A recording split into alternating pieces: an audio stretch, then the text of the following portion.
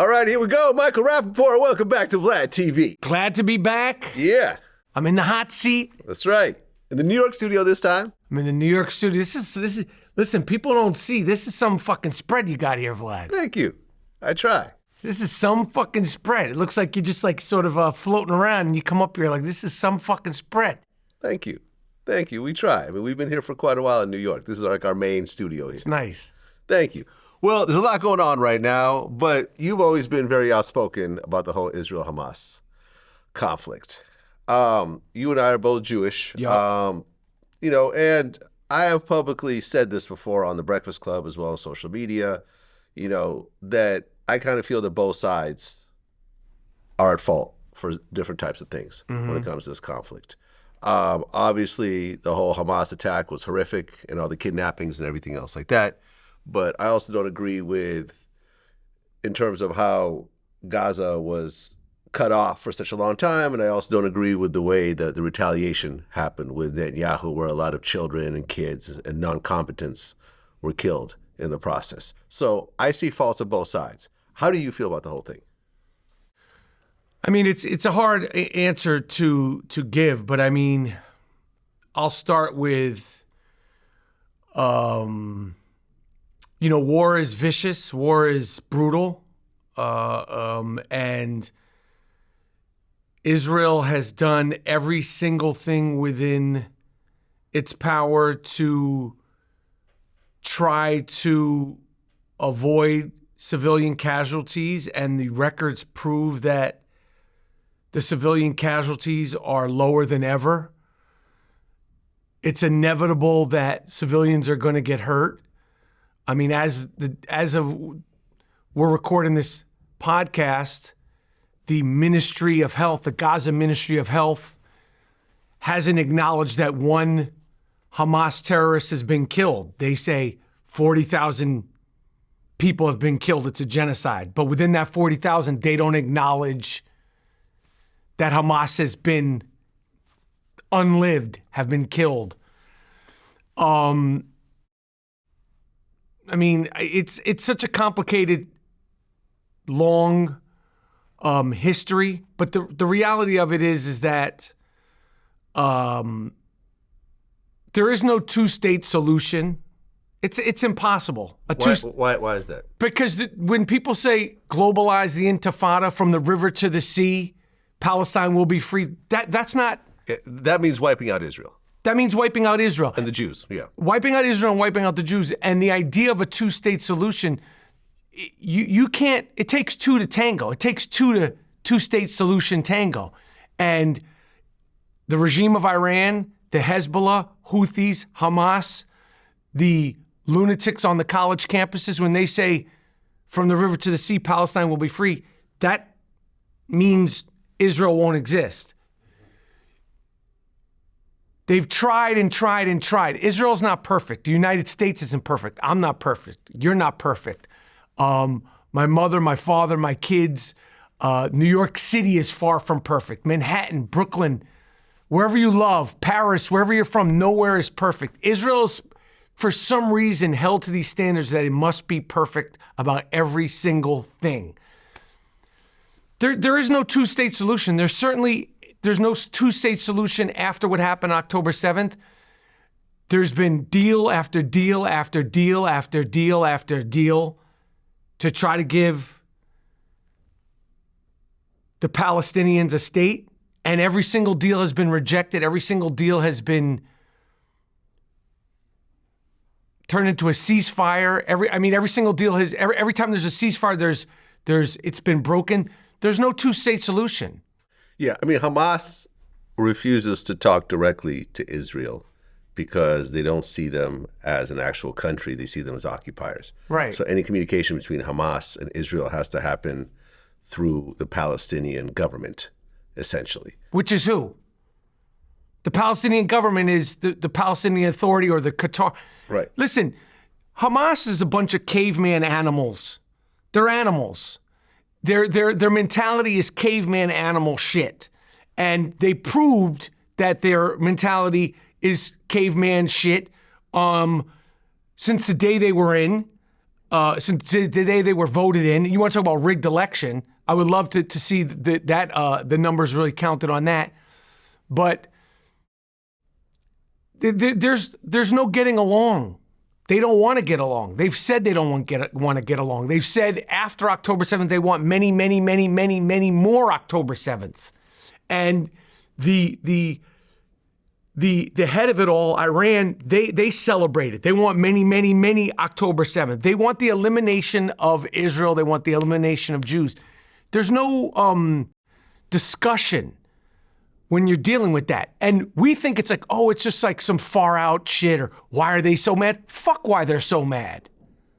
That's where I'm at now after a year and some change. Fuck why you're so mad. You know, when they talk about why they're so mad, they're talking about, oh, well, in 1948, this, that, and the third happened. There's nothing good. And anyone could try to, in the comments, there's not one thing good that has come out of Gaza in 76 years.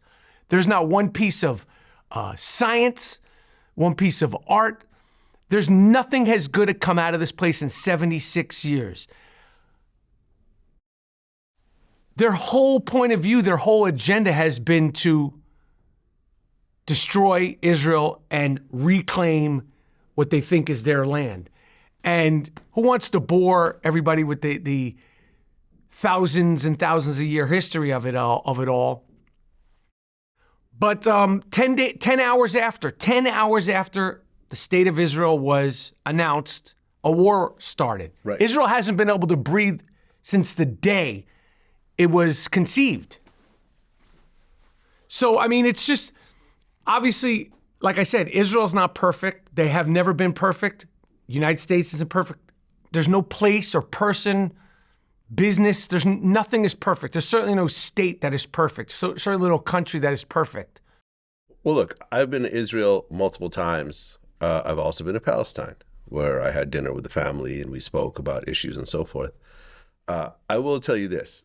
99% of the people who are protesting, who are anti-Israel on these campuses and so forth, 99% of them have never actually been to Israel. They think it's a whole bunch of desert and empty land that someone could just move in and take over. Israel's a full-blown first world country. It's really pretty much America. You know, same type of roads, same type of infrastructure, high rises and so forth. Israel isn't going anywhere. I know you want to say from the river to the sea. That's not a realistic, statement. Israel is always going to be around for the foreseeable future. There's too much infrastructure. There's billions of dollars. People live there. You're not just going to wipe it out and take it over like, let's say, Afghanistan was taken over by the Taliban. That's not going to happen.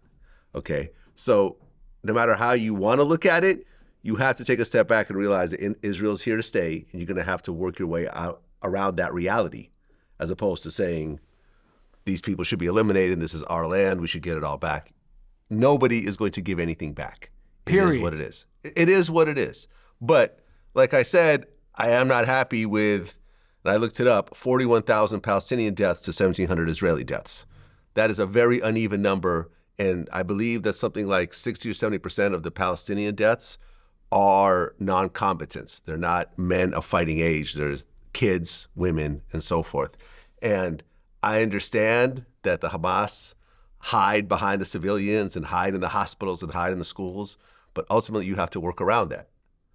You know what I'm saying? I know it's not an easy way to deal with things, but you have to work around that because you don't want to set up a situation which is happening now. But when you say this number of 41,000 Gazans killed, yes, there's no proof of purchase. There's no verification. And like I said, when they say 41,000 Gazans killed, if that's the number they're saying today, within that 41,000, if you're not giving Hamas terrorists, participants, and even if you're not official Hamas, the scumbags that were meandering, raping, pillaging, stealing, robbing, burning on October 7th, if you're like, you're not part of a gang, but you're gang affiliated, those people that were meandering through the kibbutz on October 7th, of that 41,000 that you're looking up right now, of that 41,000 that people are looking up, how many of them are terrorists? And who's giving these numbers? The terrorists are giving these numbers. I understand. But I think you and I know you do, but I want, because I think you and I could agree that a lot of people who are being killed in Gaza are not Hamas. Of course, a lot of people. It's disgusting. It's terrible. It's terrible. It's also when terrible you drop that bombs, and I understand you send out notes, please evacuate, everything else like that. But people end up staying. People don't have anywhere to go. People are very poor. They end up staying, and a lot of innocent people are getting killed. I'm just saying it's creating a lot of anti-Semitism in the world. It's creating, and this is what Hamas wants. Hamas wants sympathy around the world to make it look like they're the victims, even though they were initially the aggressors when it comes to the October 7th attack. It's a complex situation. I understand how far it goes back. It goes back before Jesus' time. Mm-hmm. Both parties have laid claim to this land. At first it was Jewish land, then it became Muslim land, then it became Jewish again, and so forth. It's a bunch of religious shit that I don't even subscribe to. You know what I'm saying? Yeah, and I yeah, understand. Yeah. And it's like you and I are roughly the same age. Our entire lives, Israel has been at war with the Palestinians. Our entire lives. There hasn't been like a 5-year stretch where everyone was hanging out and, having parties together and going back and forth over the border. Originally, it was Arafat and the PLO, and now it's Hamas. And at certain times, it was Hezbollah. At certain times, it was the Taliban. For example, I interviewed Eric Prince, who is the founder of Blackwater. He says Iran is behind the whole thing. Yeah, Iran is Iran has been funding this forever. That's not a secret. The Iran regime is funding the entire thing. Exactly. And the Houthis, Hamas, Hezbollah, and all of them are the little whores, the little street-walking whores for the big pimp, the Iran regime. Hamas is shit. The Hezbollah is shit. The Houthis are shit. Without Iran funding them, they don't exist. And Iran is the big the one that needs to be taken down. Yeah, well, Hamas's leader just got killed, and it's a glorious thing. It's a glorious moment. This is the person behind the actual attack on October 7th. Yahya Sinwar, right? Who was in prison for 20 years for killing Jews, for killing Palestinians, whose life was saved while he was in prison because he had cancer by Jewish doctors. He got out in that deal for that soldier and masterminded the greatest atrocity in modern history against Jews in Israel. Well, now that the Hamas leader's been killed, I'd like to actually elect Marjorie Taylor Greene as the new leader of Hamas because she shares some of the same values. She thinks the Jews are behind all the evil in the world, that they control the weather, they control the media. I think she'd be a great Hamas leader. What do you think? She's not cut out for that. You need to get her on this show, though. Have you ever tried to get her on this show? I have not, but actually, I'd probably get demonetized, though. After that conversation, I'm sure I'd trigger all types of... Yeah. You get all types of YouTube, Wikipedia, notes all through the interview and everything else like that. As far as Yuck Sinwar being eliminated, unlived, it's a moment, but I know that I know that the hostage families, I know that everybody whose life has been, whose families have been torn apart, so many of the IDF soldiers who have been injured, so many of the people whose heartbroken would let him walk off into the sunset, go off to have all their people back and to have everything not happened. It's a moment because the world is a better place without him, but I know that everybody would trade their loved ones back to the way they were before October 7th if he would living and going away somewhere. Well, you've been very outspoken about this since the very beginning, and you've actually had shows canceled because of this? I had a show in Michigan, in the suburbs of Michigan, canceled because comedy show, because people were threatening the club, threatening the staff, threatening, to cause trouble. And the club did everything they possibly could. They couldn't get guaranteed police protection for the club, for the staff, for myself. So they had to cancel it. And then I had another show in Chicago canceled for the same reason. But that one has been rescheduled. And, it was disappointing when that happened, because the reason why it was disappointing wasn't so much for myself, because at first I kept saying to my wife, I said, I feel embarrassed about it. And then I realized it wasn't so much embarrassment. The reason why I was so disappointing and frustrating and upsetting was because I've been so outspoken that anybody, and there's been a lot of people that have been on the fence not to say anything, or don't say too much, or don't shake the boat, or don't articulate how you feel, Jews and non-Jews. For me, it was like, if you're going to cancel my show, who's been very, very outspoken, what could happen to me? Jerry Seinfeld, who's spoken out the way he's spoken out. This is a G-rated comedian. Jerry Seinfeld is about as beloved as it gets. Yeah. Everybody loves Seinfeld. He's 40 years of clean comedy at the top of the top. Whether he's your favorite or not, no one's going to be like, yo, he's whack, or Jerry Seinfeld's overrated. Like, Jerry Seinfeld's, and they've protested him because of his subtle but strong support for Jews in Israel post-October 7th. And this is the top of the top. So I think the agenda is to try to, get everybody to fall in line. And it's crazy. And, as far as the shows being canceled and the shaking the tree, I have spoken up on my own accord about every single politician, Trump, Biden, fucking AOC, the Squad, Kamala Harris, Marjorie Taylor Greene, and down. I've talked about all of them. I've, on my own accord, spoken out about Black Lives Matter, LGBTQ, George Floyd, Eric Garner, fucking women's rights. And in the same sort of fierce tone that I have been regarding Jews in Israel, and never once was it questioned. Was it offensive? Was it your shows are being canceled?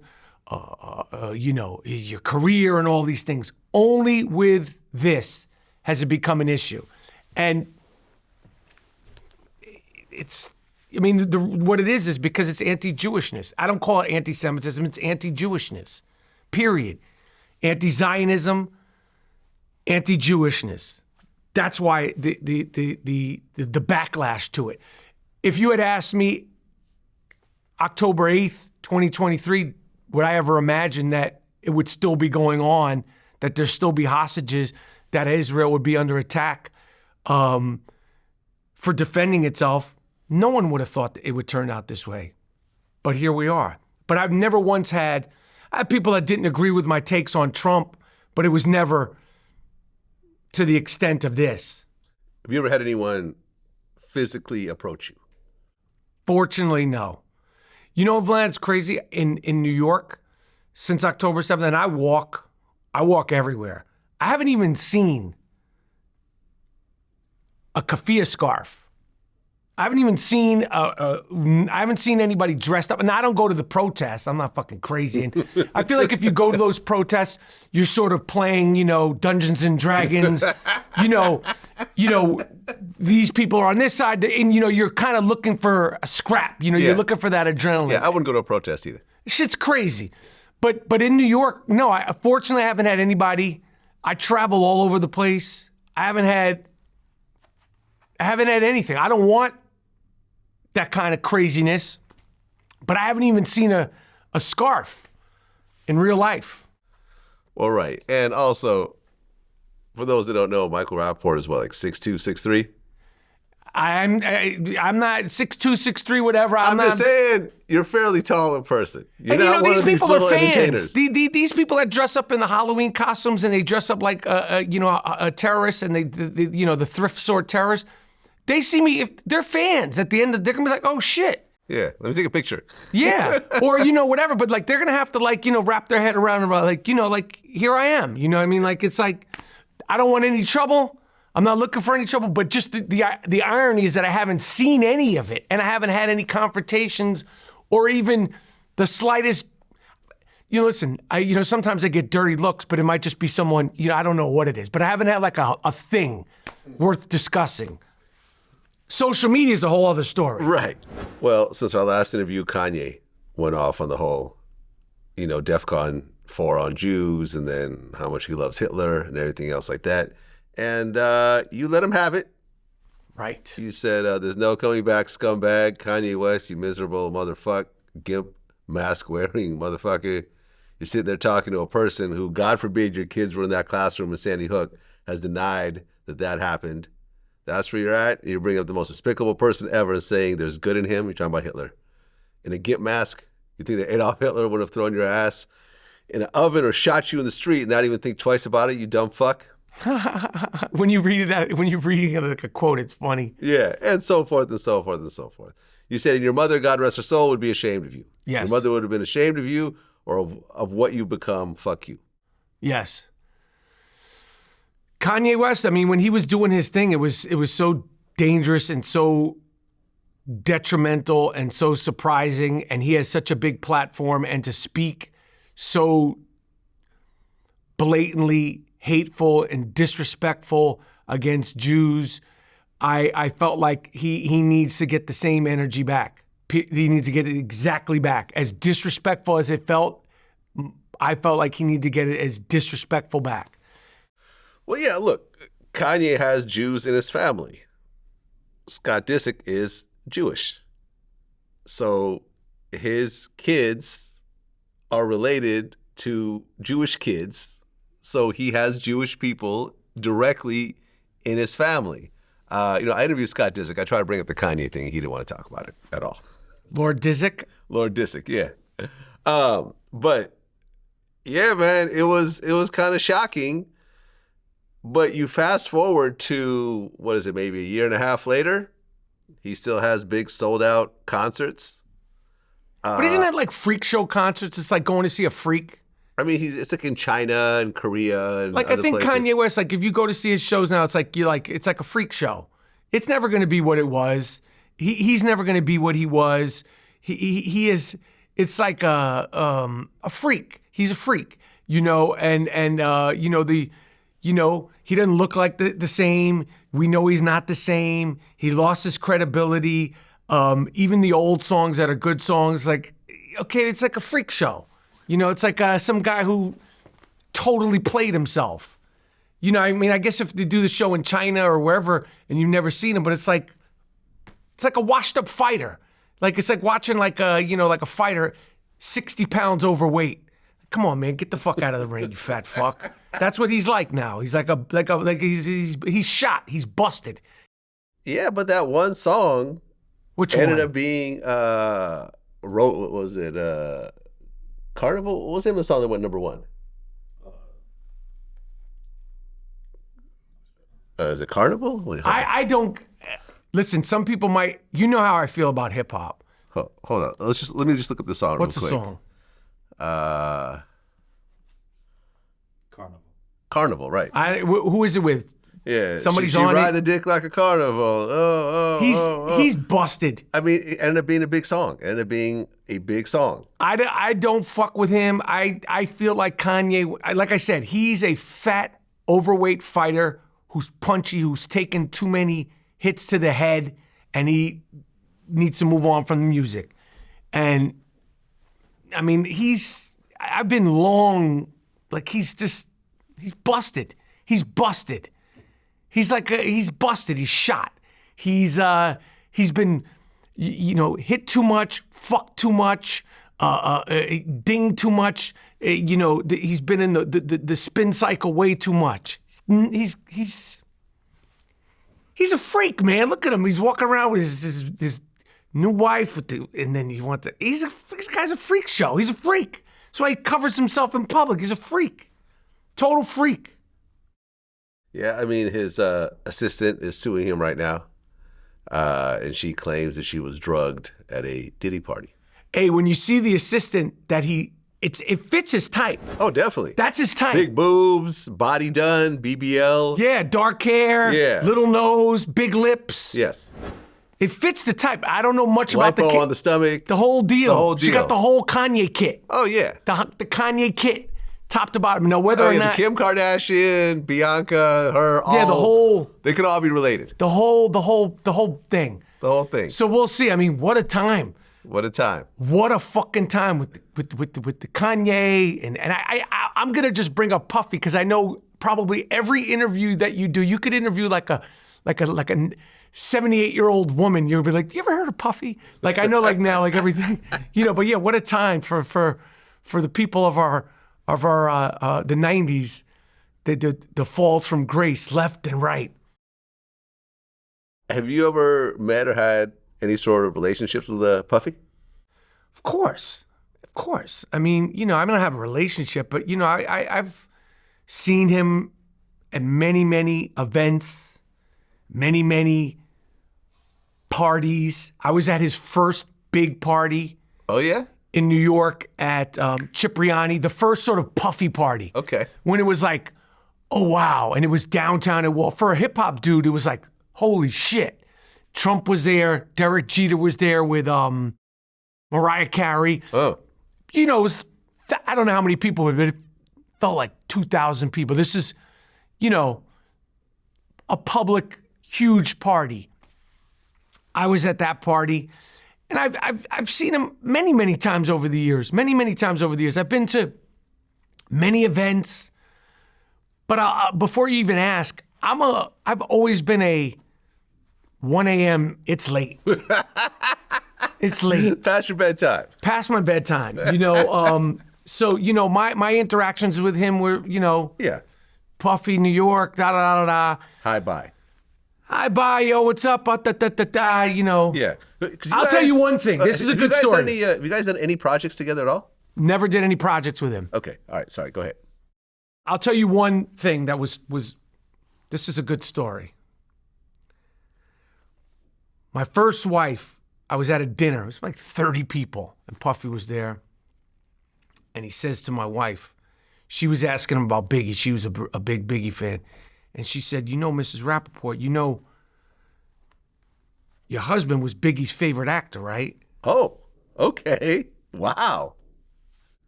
And then she was like, Mike. And she goes, say what you just said. And he goes, you were Big's favorite actor, right? And I was like, oh, shit. And then I thought, he probably tells that to all the fucking actors in Hollywood, because he said it. But nah, it was a dope thing. It was a dope thing because I remember they were at the Higher Learning premiere. And I always remember, this is... Biggie was there? Yeah, 95? Right. What movies did you do when Biggie was still alive? I mean, there was Zebrahead. What year did he pass? 97? So I remember at the Higher Learning premiere, I remember right before the lights went down, Puff said, "Bad boy for life, motherfucker." I always remember that. It had nothing to do with the movie or whatever, but they were on that rah-rah shit. But they were sitting few rows up, but they were like, "Bad boys for life, motherfucker." And that was a big night for me because the premiere was in New York, and it was just, I remember he was there. I never met Big. The only time I ever saw Big was, I believe it was on 57th Street. There was a club. I saw him getting out of a SUV with Luke from 2 Live Crew. Okay. And I remember being like, how the fuck do these two people know each other? They have a song together. But at the time, you're like, when you see people out of context, you're like, I remember but I never met Biggie. But that premiere was a big deal because, it was such an exciting time in the movie and Ice Cube and Busta Rhymes. And I remember Kevin Garnett was going into his first year, and it was all this hype on this kid coming out of high school, and he was hanging around Puff and them, and he was a kid. He was a fucking kid, and that premiere was a dope premiere. But I remember right before the lights went down, or as soon as before the movie started, right before the movie started, "Bad boy for life, motherfucker." And I was like, oh shit. But he told my ex-wife that, Mrs. Rapaport, your husband was Big's favorite actor. And I was like, that's pretty sick, right? Whether it's true or not, but I remember he said, I was like, that was pretty dope. Higher Learning is John Singleton. Yup. Out of all the directors you worked with over the years, what made John Singleton different than every other director? Rest in peace, by the way. What made John Singleton different was number one, his enthusiasm. He loved making movies. He loved rehearsing. He loved cinematographers. He loved the lighters. He loved the gaffers. He loved being on set. He loved actors. He loved it. And he was so, he gave you such confidence to try things. He gave me and all the other actors, but I could just speak from my experience, such confidence to try things, to stay in my lane, to not be concerned.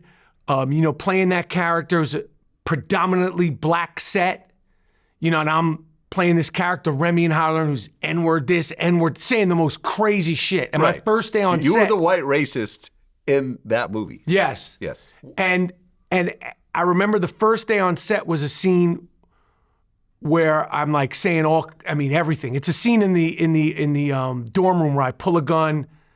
Was that the first day? Or the first takes that I did on the first day of higher learning was N-word this, N-word that, N-word this, N-word that. And he said, cut. And it went quiet. And John was like, and he came over to me and, he wanted me to feel comfortable, like, do your shit. Like, don't worry about offending anybody. Like, he loved acting. He loved actors. He just made you feel great about what you were doing. Even if you did a take that sucked, he wanted you to try things. And he was probably the most enthusiastic, supportive, outwardly supportive director that I ever worked with. And he was a friend, John was a friend. We were friends before I got higher learning, and we remained friends. And he was just such a supportive person, and just a sweet, nice nerd. He was a nerd. John Singleton was a film geek, film nerd. And that was a big loss. Well, John Singleton was supposed to do the Tupac movie originally, but there were scenes that he wrote into there, particularly a Tupac prison rape scene, that the producers were upset about, so he got kicked off the project. They brought in Benny Boom, which ultimately I thought created somewhat of a lackluster film. You watched it? I didn't watch it. Oh, you didn't watch it at all? I watched pieces. I watched scenes of it. I've caught some of it on cable. Really? I didn't need to see it. I feel like sometimes leave well enough alone. I think that the Hughes brothers, is it Albert or Alan? Alan Hughes' documentary. Yeah. Alan Hughes. There's been so many incredible documentaries. Oh, yeah. Like, keep that.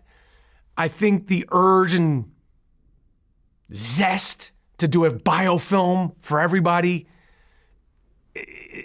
Sometimes you got to let 30 years pass before you do these. And we're getting to that point now, but it's like, I didn't watch it. I didn't care to watch it. I don't know if it's good or not good, but the documentaries have served enough for me. There's been the Dear Mama documentary and there's been a Holler If You Hear Me. That was incredible. There's been some incredible documentaries about him, and I don't need to see it reenacted or performed, and they'll nail it at one point. I think the way to do it is not to try to do the life and times, to like pick a period. Yeah, just pick an area. Yeah, exactly. Pick the night of the fight, and I don't know, something. Yeah, exactly. This, little Tupac and then his mother, and then, it's like you're going into this like 25 year scope of life, and it costs money to recreate the sets in the 70s. And, if you're going to do stuff with his mother, in the 60s, it's a lot of, making a good movie is not easy. Well, wasn't Tupac supposed to be in Higher Learning originally? Tupac was going to be Omar Epps, his character. Right. Leonardo DiCaprio was supposed to be in it. Leonardo DiCaprio was going to play Remy. You? I was going to play, Leonardo DiCaprio was going to play my part. Gwyneth Paltrow was going to play the Jennifer Connelly part. I was going to play the Cole Hauser part, the bigger skinhead, Cole Hauser, who's now on that great show. He's a great actor. that show with Kevin Costner, Yellowstone. Is it called Yellowstone? Yeah. And then, yeah, I mean, that was exciting, man. I mean, and then because of the studio couldn't, I think they wouldn't green light it because of Tupac, because of everything that had been going on. And then Leonardo, I believe he decided to do this little film about a boat, a ship, Okay. Titanic, some shit. I don't know what I happened. think I heard about that. Yeah. Yeah, it was Made a few dollars. yeah, something Titanic, right? That's what it's called, Leonardo DiCaprio. Something like that. Something like that, and it went on. I don't Yeah. know. Probably made the wrong decision. Yeah. They're saying, by the way, that the two of them could have fit on that piece of wood. They've actually have like breakdowns on YouTube, which shows geographically. Kate Winslet and him. Kate Winslet and Leonardo could have both fit on that piece of wood Yeah. together. They could have survived. I'm just saying. But yeah, we were gearing up to do that movie, and then because of the Tupac, and then Leonardo pulled out, and then Gwyneth, and then I called John. I was like, "Yo, what about me playing Remy?" And he was like, "That's a good idea. All right, come down tomorrow and let's rehearse." And I went with him and rehearsed, and then he was like, "All right, come down. I'm gonna have Cube come down, and you got to do that same shit for Cube." And what he meant was you got to talk that shit to Cube. And this is pre Are We There Yet Ice Cube. Oh, yeah. This is like, Chip Tooth Ice Cube, and I'm like a fucking fan of Ice Cubes. Right. This is where Ice Cube, still had a true blue like intimidation factor. Not that, like it was like Ice Cube, and it's like, he wanted me to play that character and talk that shit to him. That call him this, call him that, call him this, call him that. And I'm like, I'm a fan first. I'm a fan first. So, but Singleton was into that. He just was so supportive and so excited about it. And cute, everybody's an actor, like, and he was great, and it was awesome, and it was fun, and it was dope. I was 24. It was an exciting time. It was fun. And John, everybody who worked with him, you could not but not like him. He loved making movies. He loved people. He loved artists. He loved comedians. He loved musicians. Like he would tell you that. It was sad, and when I started doing stand-up comedy again, John came to see me. He was like, I was like, "What are you doing?" He said, "I heard you were going up." And that was the last time I saw him. But I was like, he was like that. He would just come check on you and check on your shit. He's like, "You're funny, you gotta," he just was supportive. Well, you actually defended Ice Cube when he was being accused of being anti-Semitic. Yep. This is over the whole black cube of Saturn thing. Yep. What is that again? I don't fucking remember. What was it? He posted something about something. Yeah, the black cube. Hold on, black cube. I can't remember exactly what it is. I'm not even quite sure what that is. I know. I can't remember what it was. It was something, and he was getting a whole anti-Semitic thing, and I've known him for years. I know that Cube is a thoughtful, grown man who's evolved, and I've never had anything but incredible, good, warm experiences from him. Period.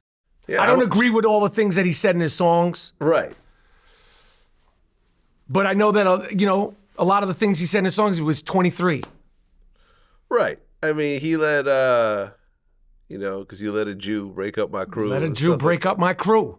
Yeah, but, from his point of view, that's what happened. Yeah, and I can't speak on, listen, I know that I don't agree with all the things that he's put in his songs, but I know that some of that shit is when he was younger. Right. And some of it came from, this was a very, very hostile time, what was going on with him. But Ice Cube, for me, has always been my man 50 grand. Well, are you surprised that Diddy did not get a bail? Like, he's in jail right now as we're speaking. I am surprised that Diddy didn't get a bail, and I think probably he was surprised that he didn't get a bail. And I think that I love how you went from Cube, and then you're like, are you just sorry? Your transition game is crazy. Oh, it's insane. I'm the best at this. I'm surprised that Diddy didn't get a bail But I don't think right now, based on what I know and based on what I see, I don't think, unless there's a real twist and turn to the plot, I don't think he's coming out of jail again. I don't think, like, I'm surprised he didn't get a bail, but once they kept him in jail, he ain't getting a bail. Well, right, because there's witness tampering. He called one of the witnesses like 55 times in a day. Since he's been in jail? 128 times. No, but before he went to jail, there was, because what had happened was Dawn Richard, who used to be part of Danity Kane, filed a lawsuit. Right. And in the lawsuit, she mentioned her group mate, Kalina Harper, a bunch of, like 33 times.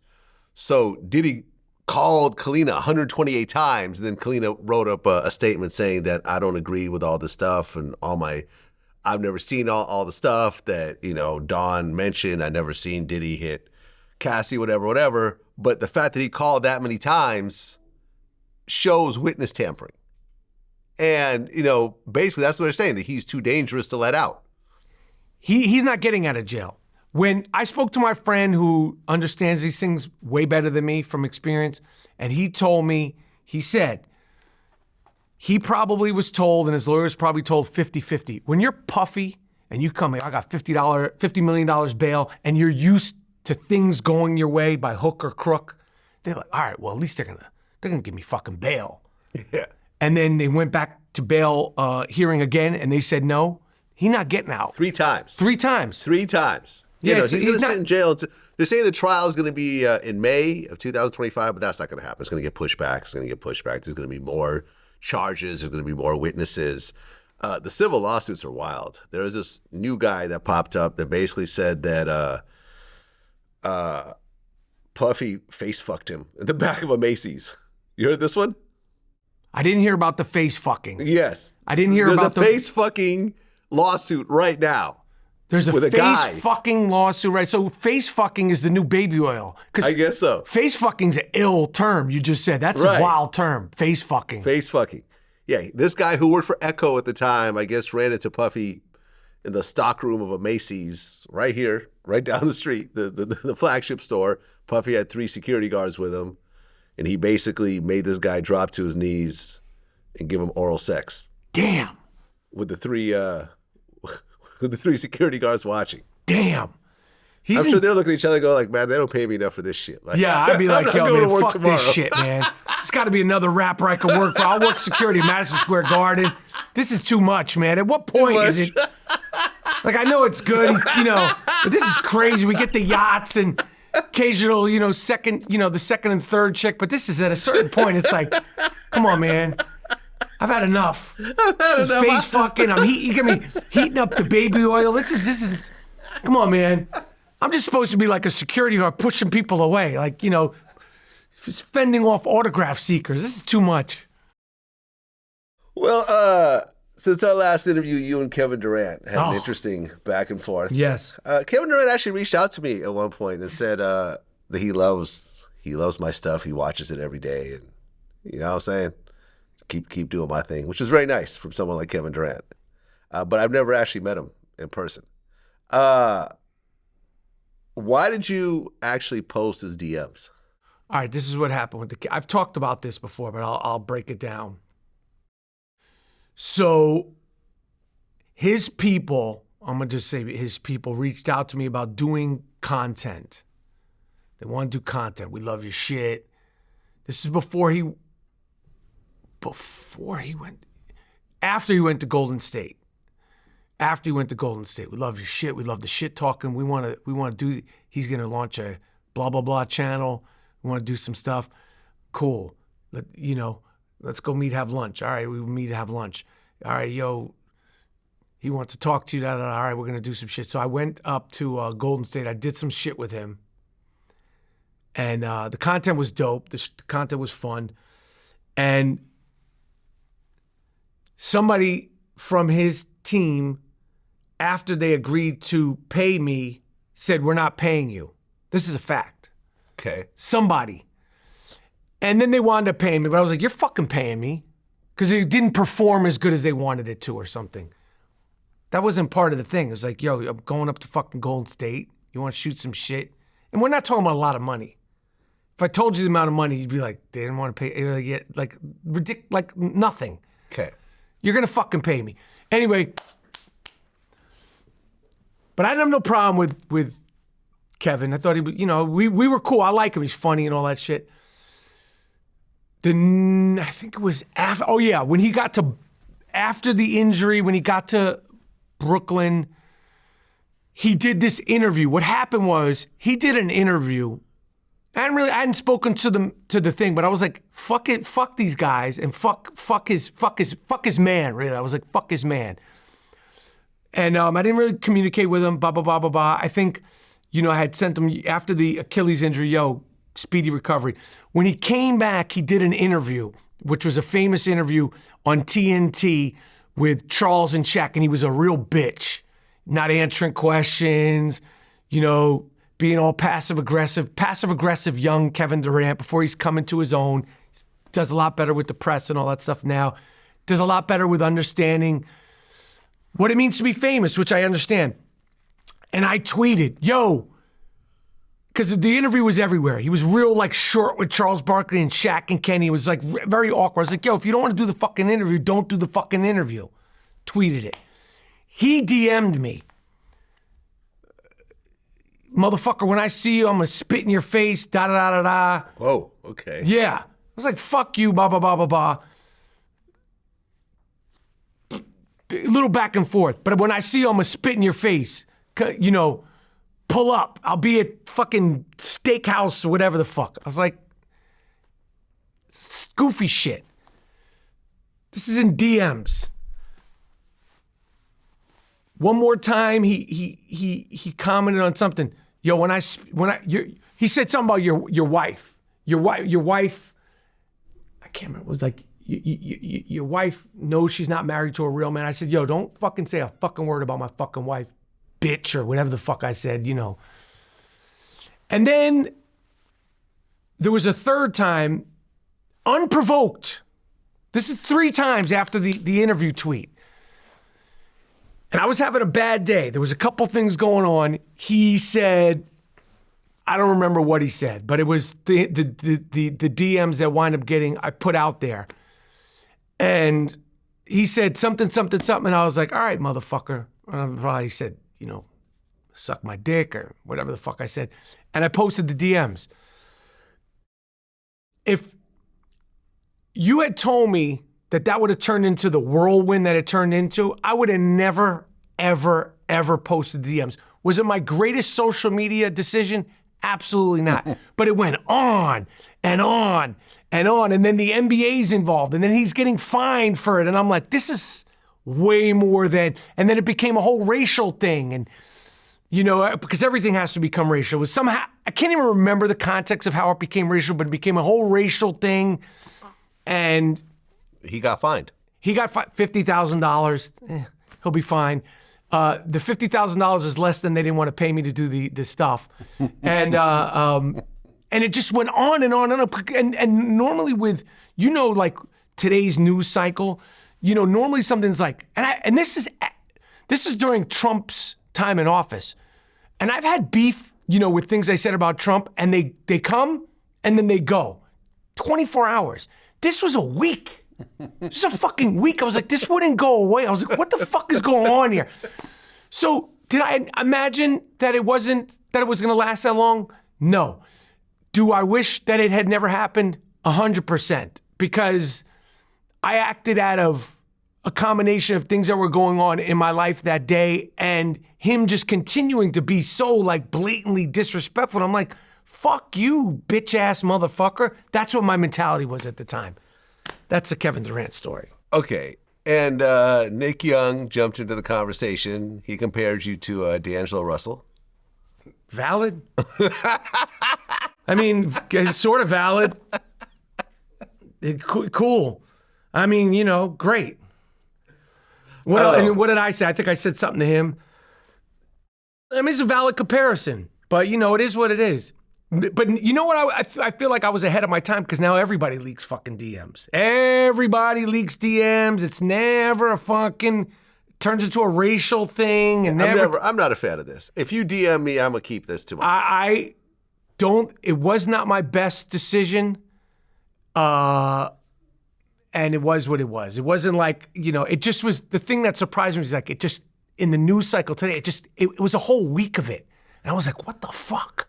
Well, and the racial component, somehow it took on a racial component. It always takes out a racial component. I think because he said you're white, this and this. And I didn't even respond by saying, like, look at your hair, like, what's going on with your hair? Like, yo, why do you look like you have a sandbox on the top of your head? I didn't respond by saying anything like about like his grill or his hair, because it looked like he had some kind of like, I don't know, like his shit got ran over like a few times, or like somebody took sandpaper. I didn't say anything about that in the DMs. I didn't insult. It looked like somebody took sandpaper to his head. And like, I didn't say any of that. You better keep that. I'm keeping it. No, I'm keeping it. But you better clip that good. I mean, no, I got you.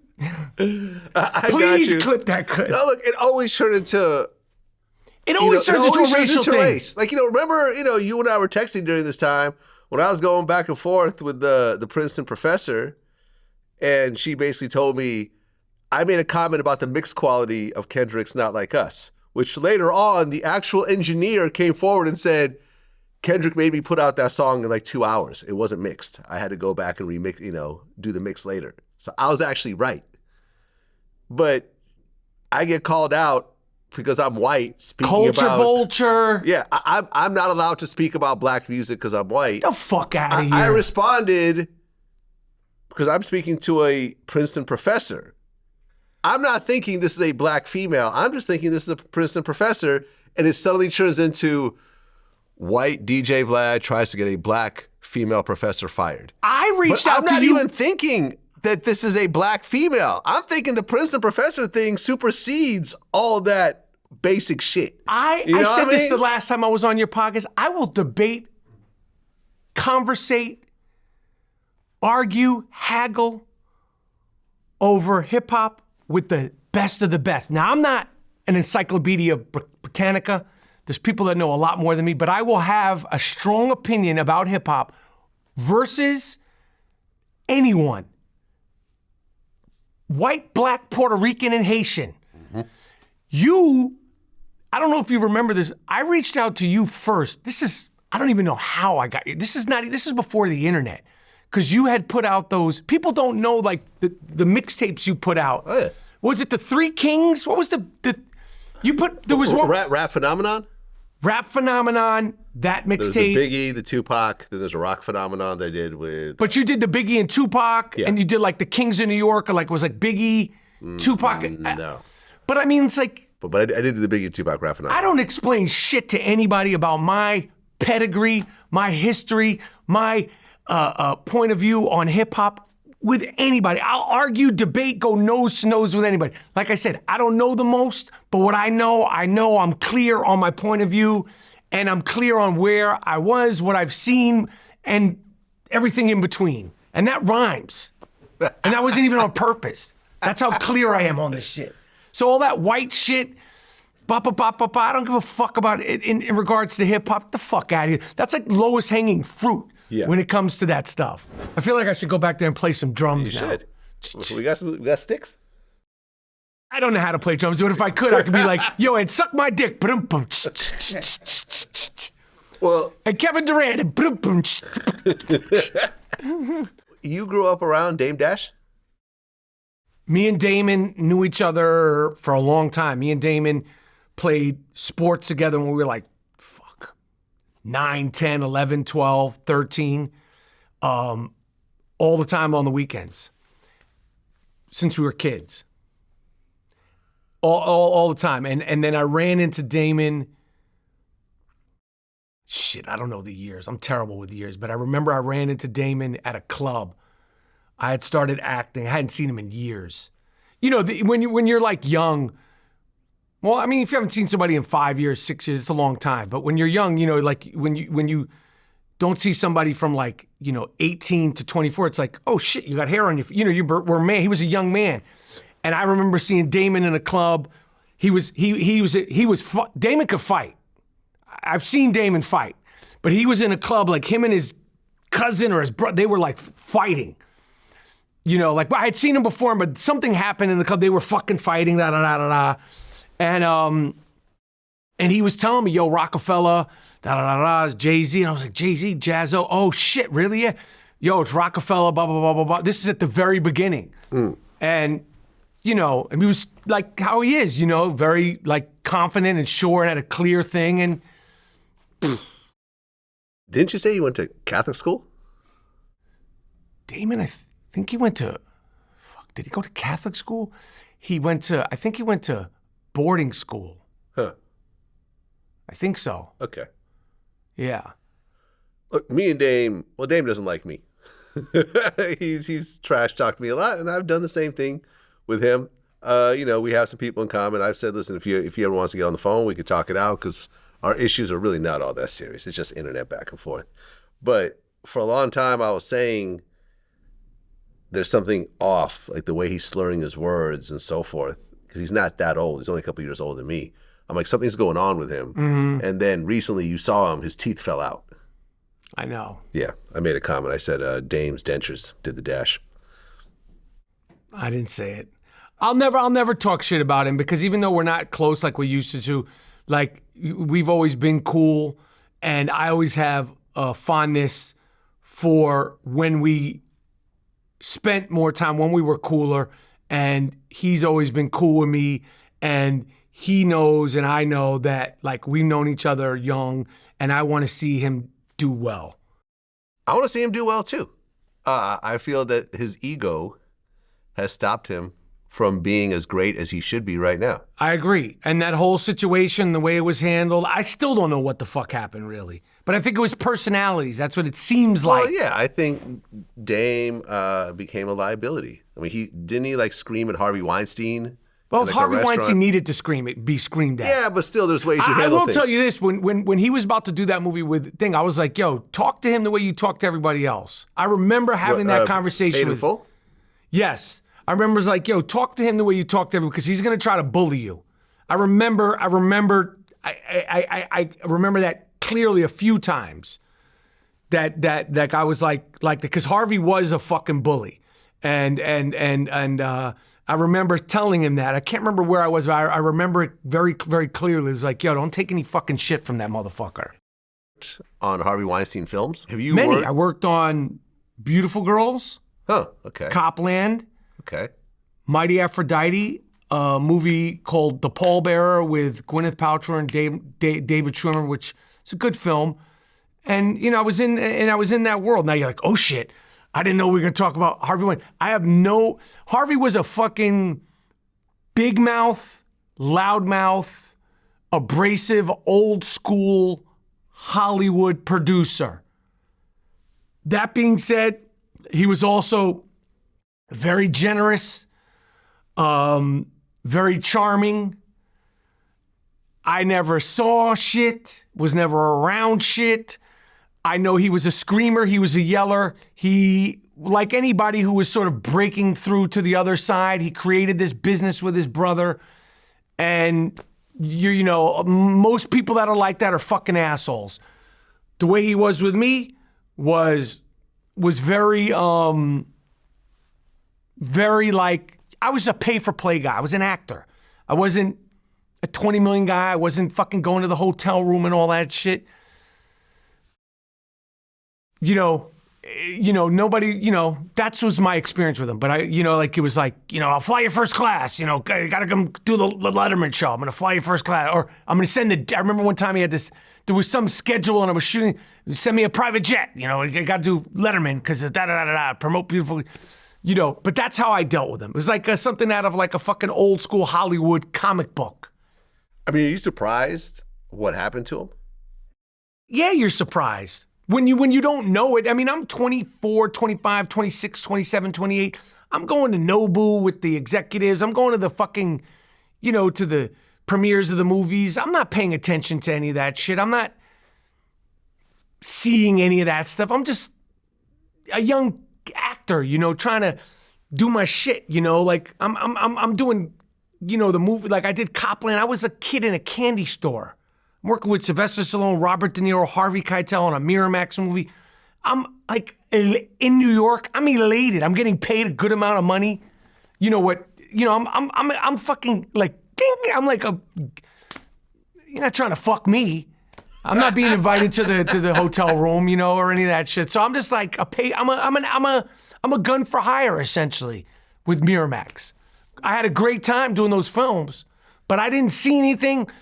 I just heard about his behavior being a fuck, being a motherfucker.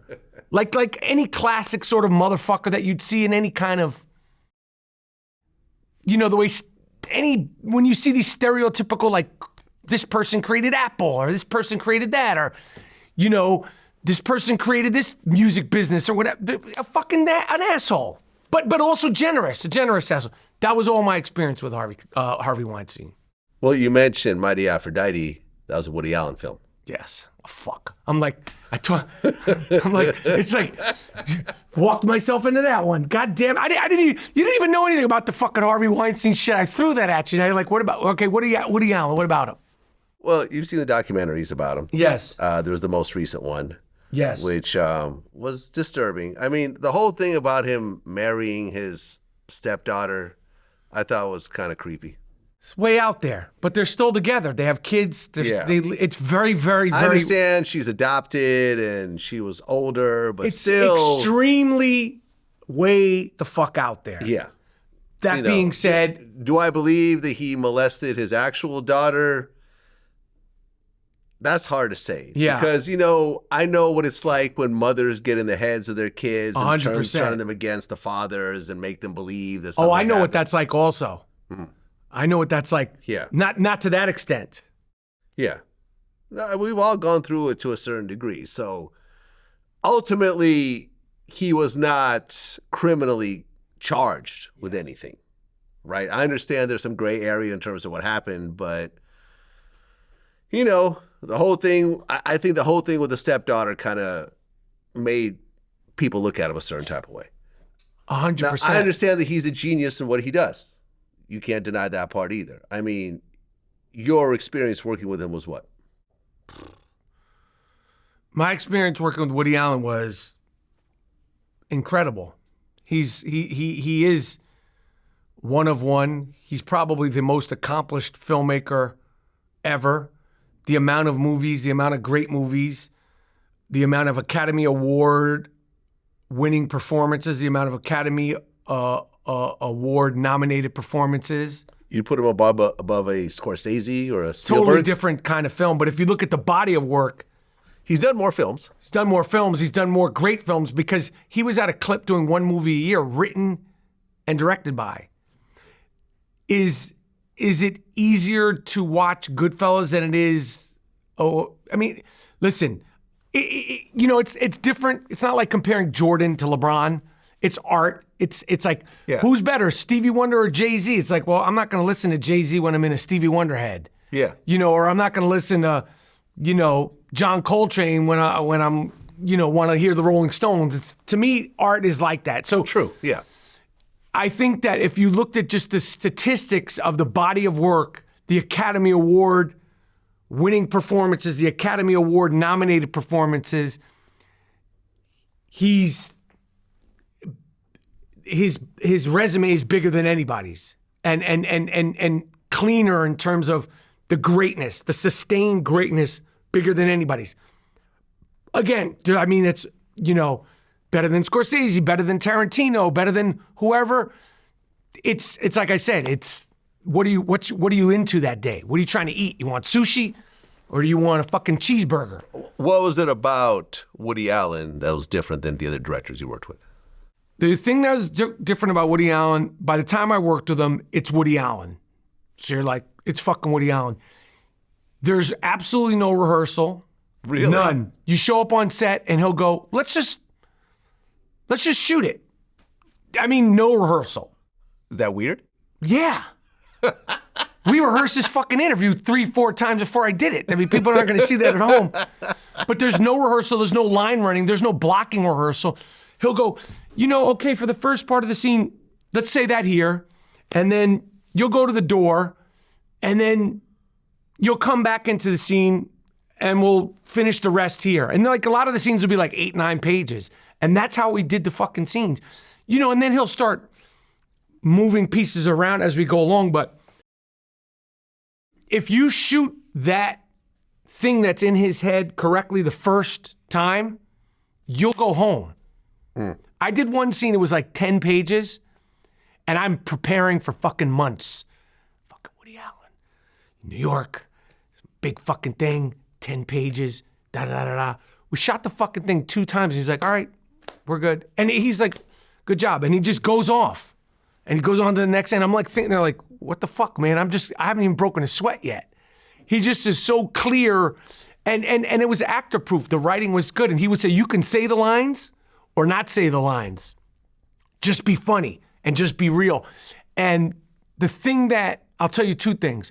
The thing about him saying that is he don't give a fuck if you say, this is Woody Allen, considered one of the greatest screenwriters of all time. He doesn't care what you say.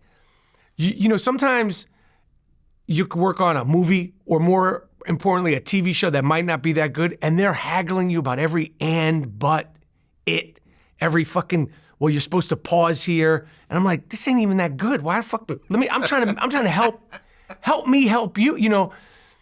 And also the thing about Woody Allen is he doesn't let you read the whole script.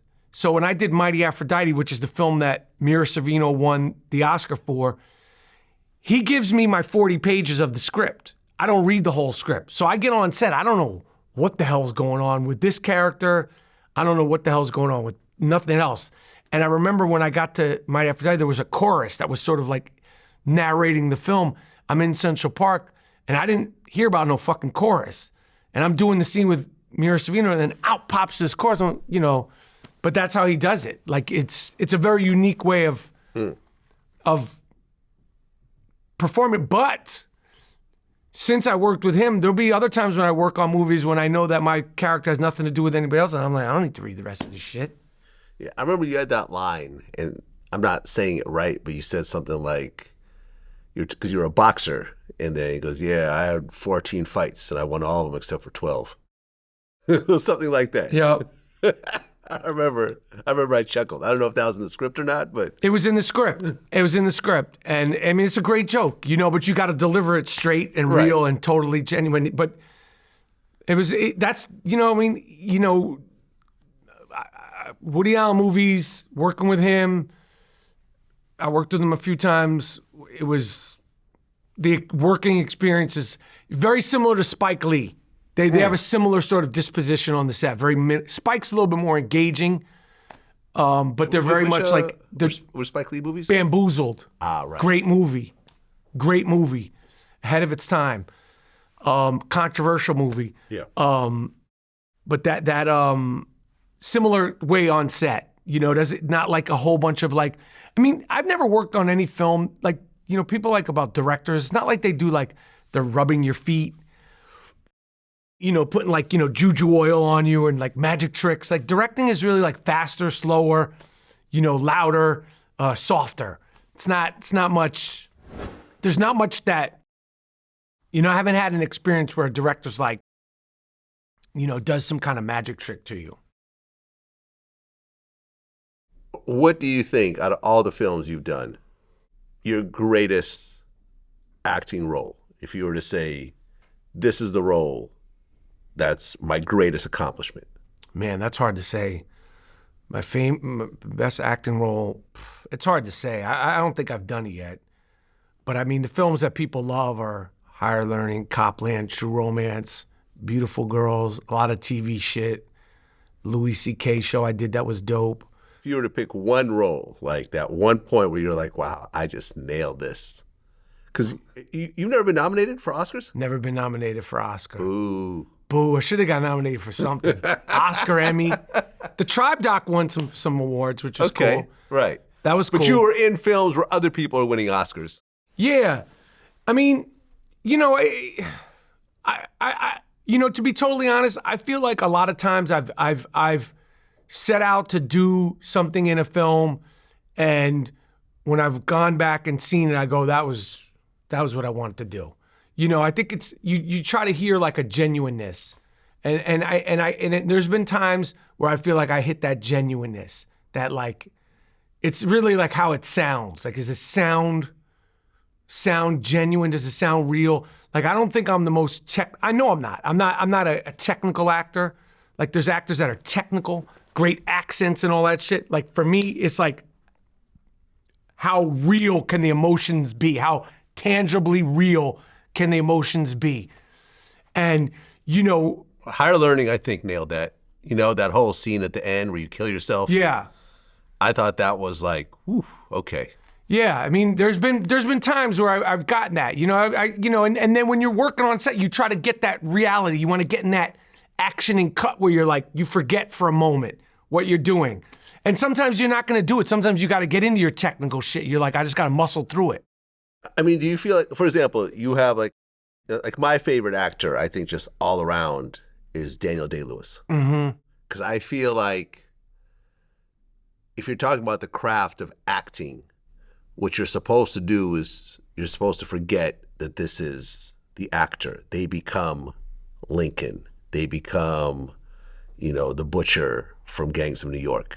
I would use that soundbite, through my mixtapes. That's how much I love that movie. We played, was it Bob the Butcher? Or... Yeah, was it Bob the Butcher or Benny? It wasn't Benny the Butcher. It wasn't Benny the Butcher. Yeah, but I'm just saying, Daniel Day-Lewis becomes these characters, and you forget that is Daniel Day-Lewis. Do you feel that you were ever given any roles where it's just not Michael Rapaport? You completely forget that it's Michael Rapaport. Because I feel like a lot of your movies is variations of you, the person that I know. Yeah, I mean, for me, no. I mean, I would say probably the thing furthest away aesthetically is Higher Learning, but the emotions of that character were very much something for me. Like for me, I'm not an accent person. I want you to feel my emotions purely. When I'm feeling, I want you to feel what I'm doing. Have you turned down major roles? There's a couple of things that I turned down that I probably, I should have did that. Such as? I would never say, because it would be disrespectful to the person who did it. There's a couple of things. Okay. But it's not like, no. But there's a couple of them like, I did this instead of that, and I zigged instead of zagged, and, I did this because Harvey Weinstein said, no. But, have you ever been given for example, like... some TV shit, I kind of like, oh, fuck, I should have done that. I didn't know that was going to be on the air for fucking 10 years, and they're going to make fucking, they're making $1 million a week now? Fuck, I should have... There's a couple of those things, but that's... Everybody's got those. Like, for example, if you were given like a gay role or a trans role. Anything, I'll do anything. So you don't care? I don't give a fuck. Nah, any actor would do any of that. And it doesn't matter what. You played a racist. Played a racist. I played a handful of racists. Higher Learning, Bamboozled, the little thing in Next Friday, he was, said some racial shit. I don't give a fuck. I don't give a fuck. Gay, straight, bi, Jewish, anti-Jewish. No, actors want that. There's no actors want that shit. We want that. There's no actor that doesn't want that. The more, the merrier. The weirder, the better. The further away, the better. Every actor wants to be Robert De Niro, Denzel, Daniel Day-Lewis. We all want that. I don't give a shit which one. That's what that's, if you're an actor, that's what you dream about. You hope to have that opportunity. And go, fuck what to do. Hang gliders, whatever the fuck. Jumping off buildings, building the building. Who gives a shit? We talked about LeBron James last time, but we never talked about what the beef was over, which was actually over the way he treated your kids. Yes. Explain what happened. What I didn't remember, it was 2011, NBA All-Star Weekend. I'm a huge NBA fan. I know all the players in the league. When I was there with my kids weren't even needy or wanting or kissy, or they don't want things signed. They'll just give you like £1.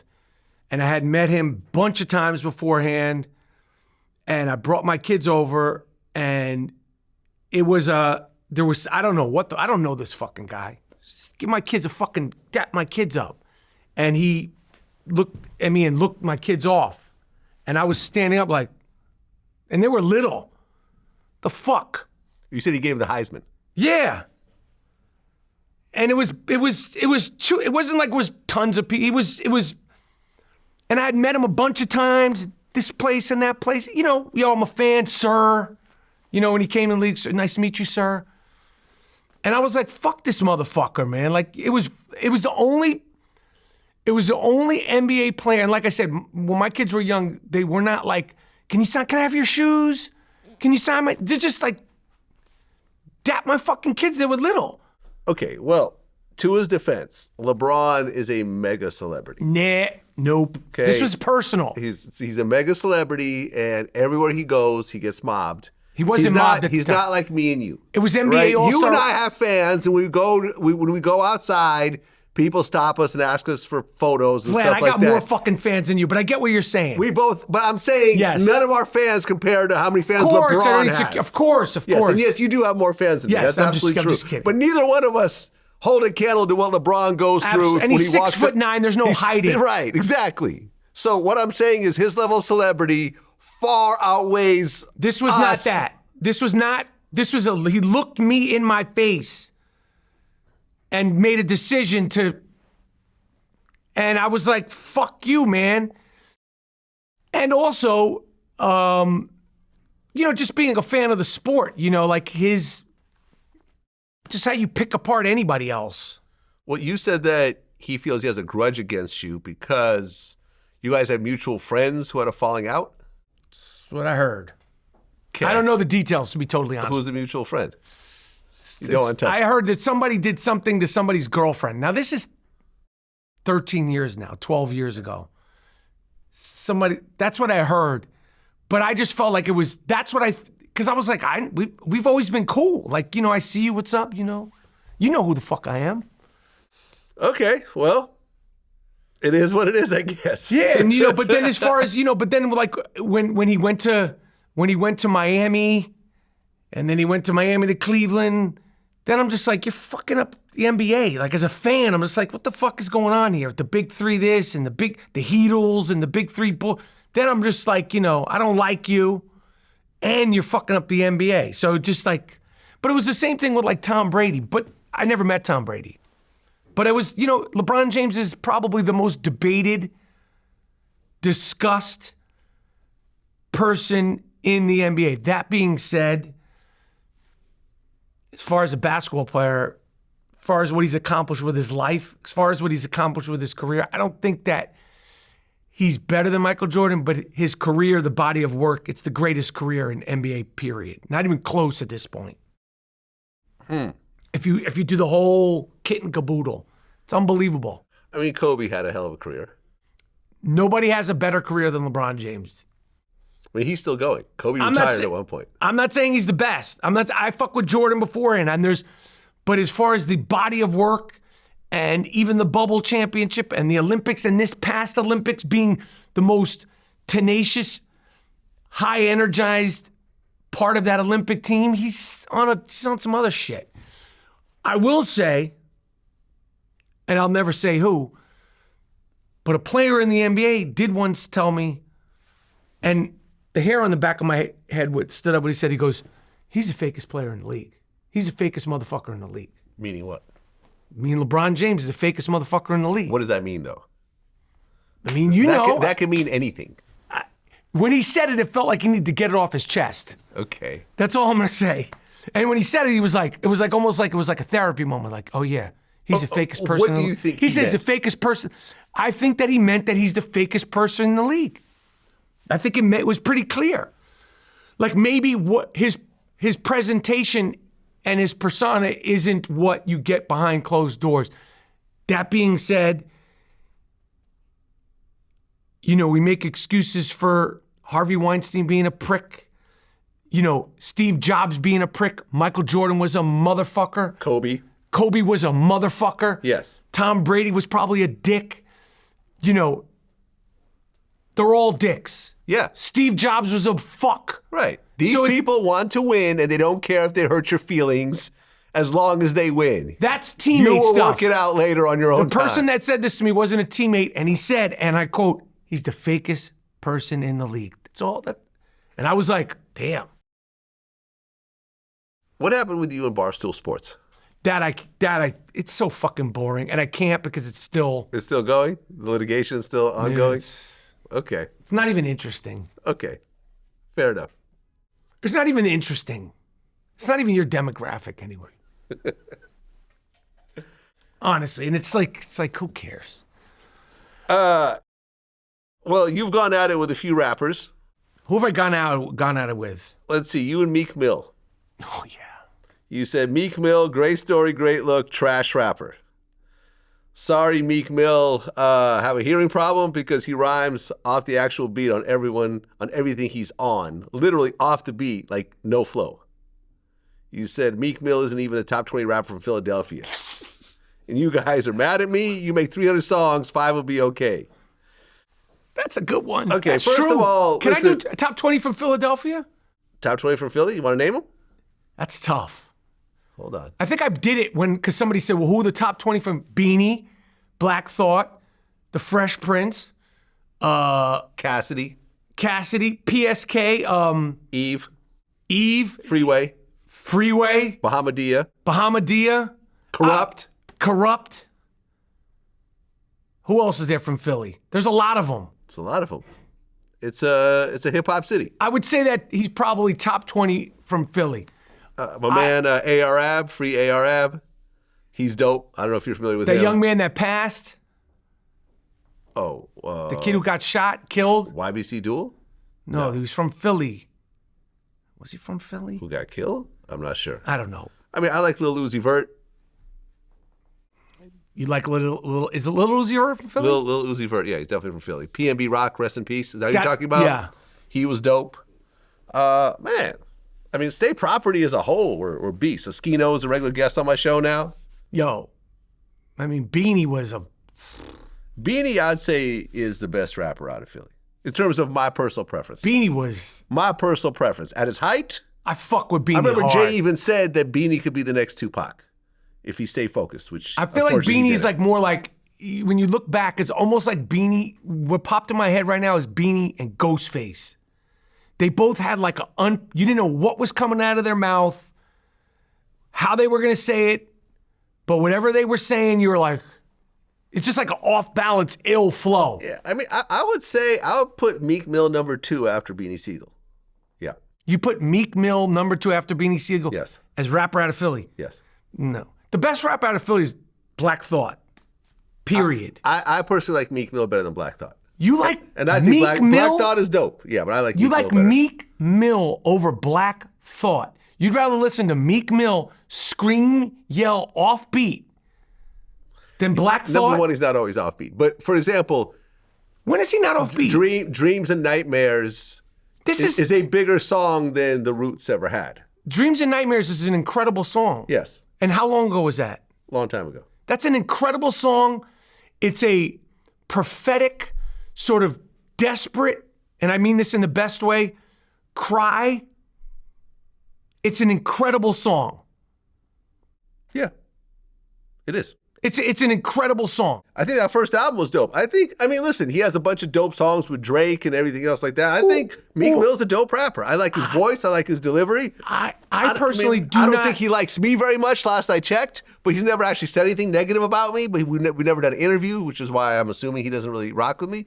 But I remember we were in the same area, and I remember he said, "Oh, Vlad's back there. Tell him to say what's up." So I don't have anything bad to say about Meek. He's beef with some of my friends, like academics and you, but he's not a trash rapper.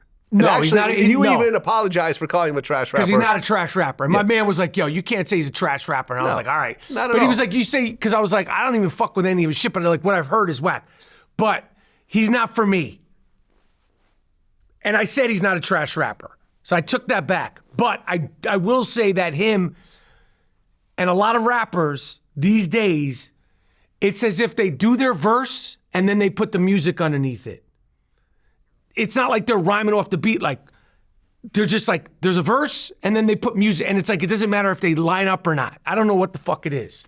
Well, I mean, certain rap is offbeat, is slightly offbeat. And that's I can't fuck with part it. of the style of that. Listen. It's gotten out of hand. It has, look. Do you have a hearing problem? for example, me and academics talked about this. Like, Playboy Cardi, I don't quite get the allure of a Playboy Cardi. I can't do it. And I understand that when he does shows, it's huge. He does huge stadiums. He has a massive fan base. But for example, you listen to his new song, he sounds exactly like Future. Like, I don't know if you heard the new song. It sounds like, I heard the song and I'm like, oh, okay, Future's on the song. When does the Playboy Cardi part come in? And then it gets to the end of the song and I'm realizing, these guys this are is actually kids. all Playboy Cardi. God bless them all for this success. This is not hip hop to me. This is some other incredible, successful version of rap music that was spawned. They should give it a different name since they're so creative. Call it something else. This is not rap music. When you talk about flow, we talk about MCs. His flow's ill. Beanie's flow is ill. Ghostface flow is ill. Biggie, the flow. But you still have that. No. J. Cole has an ill flow. Kendrick has an ill flow. But Drake has an ill flow. Okay. Right? Yes. You can't argue on those points. So, but they're all more traditional rappers. But when you're saying flow, you're talking flow to the beat. Right. Right. Do they all flow on the beat, those three people I just named? No, not always. Kendrick dances around the beat a little bit. Kendrick dances around the beat a little bit. Yeah, but in general, he's on beat almost all the time. He's sick. Yeah. Drake, you say what you want about, he's on the fucking beat. Yes. I don't like his voice. I think it's a little, but you can't argue his... People say I actually sound like him. I remember... Oh, your voice like that? My voice. I remember when I interviewed, who was it? It was ATL Jacob. ATL Jacob said, do you know that you sound like Drake? And I said, no one's ever said that. And then people, when he said it, people started posting interviews of Drake. We have a similar voice, like our tone. Yeah. But we both have Jewish mothers, and you know what I'm saying? Like, yeah. We're probably related in some weird way along the way. That's a Jewish side of Drake. He's got that. He's got that Drake, nasal Ashkenazi. There you go. That Ashkenazi flow. The Ashkenazi flow. But yeah, my voice actually does similar to his. It's kind of weird when I hear it for the first time. You hear it now, right? But for me, I'm not trying to make the voice. It's just my voice. Yeah. It's a nasal Ashkenazi flow. Exactly. If you're not on beat, I can't even put you in the conversation. Okay, well, you've dissed Kodak Black. You said he's not even a top 10 mumble rapper. I guess because he compared I felt bad himself... when he went to jail. I felt because soon after that Which time? This is like he went to jail for a long time, and I was like, yeah, I feel bad for this guy. Right, you went off on him. You said that non-rapping rappers said that he should be looked at the same category as Nas, Tupac, and Biggie. He also said that Tupac and Biggie only became legends because they died. You're not dope. You're not a dope rapper. You have no skill set. You have no flow. You have no vernacular. Without the face tats, the wild hairdo, and the short stint in prison, you'd be working at UPS. You know, like Biggie said, don't be mad UPS is hiring. That would be you. No disrespect to UPS. Comparing yourself to those dudes is a guy playing basketball in his backyard shooting air balls, comparing himself to an NBA player. You're not even a top 10 mumble rapper. Get the fuck out of here with that crazy shit. That's pretty damn good. That's pretty good shit talking right there. Yeah? That's you in your prime. I mean, you don't like Kodak Black at all? You don't think he's got moments? From what I've heard, no. Do you feel like the old man on the porch sometimes? No. I don't feel like the old man on the porch sometimes. Not at all. No, I need you to... You sometimes sound like it. No, to be fair. no. It's coming around. Now all the other authorities, you guys, this person from this radio station, now they're all coming around because a couple of years ago I did some interviews like, yo, you're hating that. Now they've all come around. They've all come around to where I'm at. I'm ahead of the curve with this shit. Look, I've always felt as I'm still bugging that you said that you think Meek Mill's better than Black Thought. I like his songs better. I mean, but I've had this conversation with Black Thought before. I've told him this to his face. And what was he like? He was like, okay. Well, he don't care. Yeah. I mean, Black Thought is Black Thought. Like, that's like saying you like, I don't know, you like Sean Cotton more than you like DJ Vlad. Okay, that's cool. Who cares? Like, that's your preference. We both do interviews. You like his style a little better than mine. So what? I'm not going to get butthurt over it. And I don't think Black Thought cared either. Of course he doesn't care. Yeah, he's Black Thought. Aren't you supposed to do a documentary on the Roots? No, I talked about maybe wanting to do that. I can't do that. Fucking put me in a fucking mental hospital. After the whole Tribe Called Quest thing? There's so many people in the doc, and the guy passed away, and I can't do it. I would love it to be done, but you know, it should be done. They're a great group and a great dynamic, and you know, for so long, and they're interesting personalities. It would be great. Somebody else could do it. Somebody else could do that doc. I don't know what other doc would be good to me to make. That hasn't been done? That's actually doable. It's actually, because Nas made a bunch of docs like about himself. The one doc was good that he did. Yeah, the one with Sasha Jenkins. The one from Mass Appeal. No, there was another one. The Sasha one was good too, but there was another one that was good. His brother was in it a lot. Can't remember the name of it. Huh. Documentaries they're hip-hop documentaries are rough, man. Whew. Damn it, they're tough. They're rough. They are not fucking easy. They're expensive. If it's more than one person, usually they don't get along. It's challenging. I think an Eminem documentary would be incredible. There's never been one done. That would be good. That'd be dope. I mean, the DOC, there's a documentary on him that's that not was out good. yet. You watched it? Yep. I haven't seen it yet. I just saw clips. That was good. There's never really been a Lil Wayne documentary. Nope. That would be sick too. Cash Money Boys, all that whole thing would be sick. Yeah. God bless the person who could put that shit together. Not me. That's too much. A Lauryn Hill documentary would be very entertaining. Well, Fuji's or Lauryn Hill? I mean, Lauryn by herself is quite a handful in and of herself. Imagine getting into her whole story because she never does interviews. That'd be tough. Yeah. That'd be tough. Me and Praz were actually in contact before his trial. He asked to borrow some money. Thank God I didn't lend it to him because that money would have been gone with the wind. Shit. Yeah. You and John Boyega. John Boyega, right. From Star Wars. Yes. Had an interesting kind of back and forth. Yes. So I guess Boyega had called out Disney about the way they handled his character. And he felt like they should have promoted his character more and he should be more in the storyline and so forth. And you responded, you said, John Boyega, yo, my man, you have done so much in a short period of time. Congrats. But you ain't the first actor to have an unnuanced character in a Star Wars movie. Like Benicio del Toro. Welcome to show business. Shit doesn't always go your way. Period. He responded. Yeah, I don't know. What did he say? He said, did you read this article? Thanks for the additional name to my list, though. You said, yeah, I read the article. That's why I tweeted you. It's show business. Things don't always work out the way you plan. It happens to all of us. Again, be grateful for all of you, for all you've done so far, which is a lot more than tons of great actors of all races who have had roles cut down and will continue to. Because I think that He said, no, thanks, though. Yeah, the John Boyega thing, I think it was because he thought it was the article. I don't remember if it was him or me, or it was him or the article, saying that the reason why he had gotten cut down out of Star Wars something to do with race. And no, you got to do what's best for the movie. You know, in editing, you're going to kill the babies, you know, and there's plenty of great actors that have been cut down out of films. There's plenty of great actors who've been cut out of films. And it's just, you're not directing it.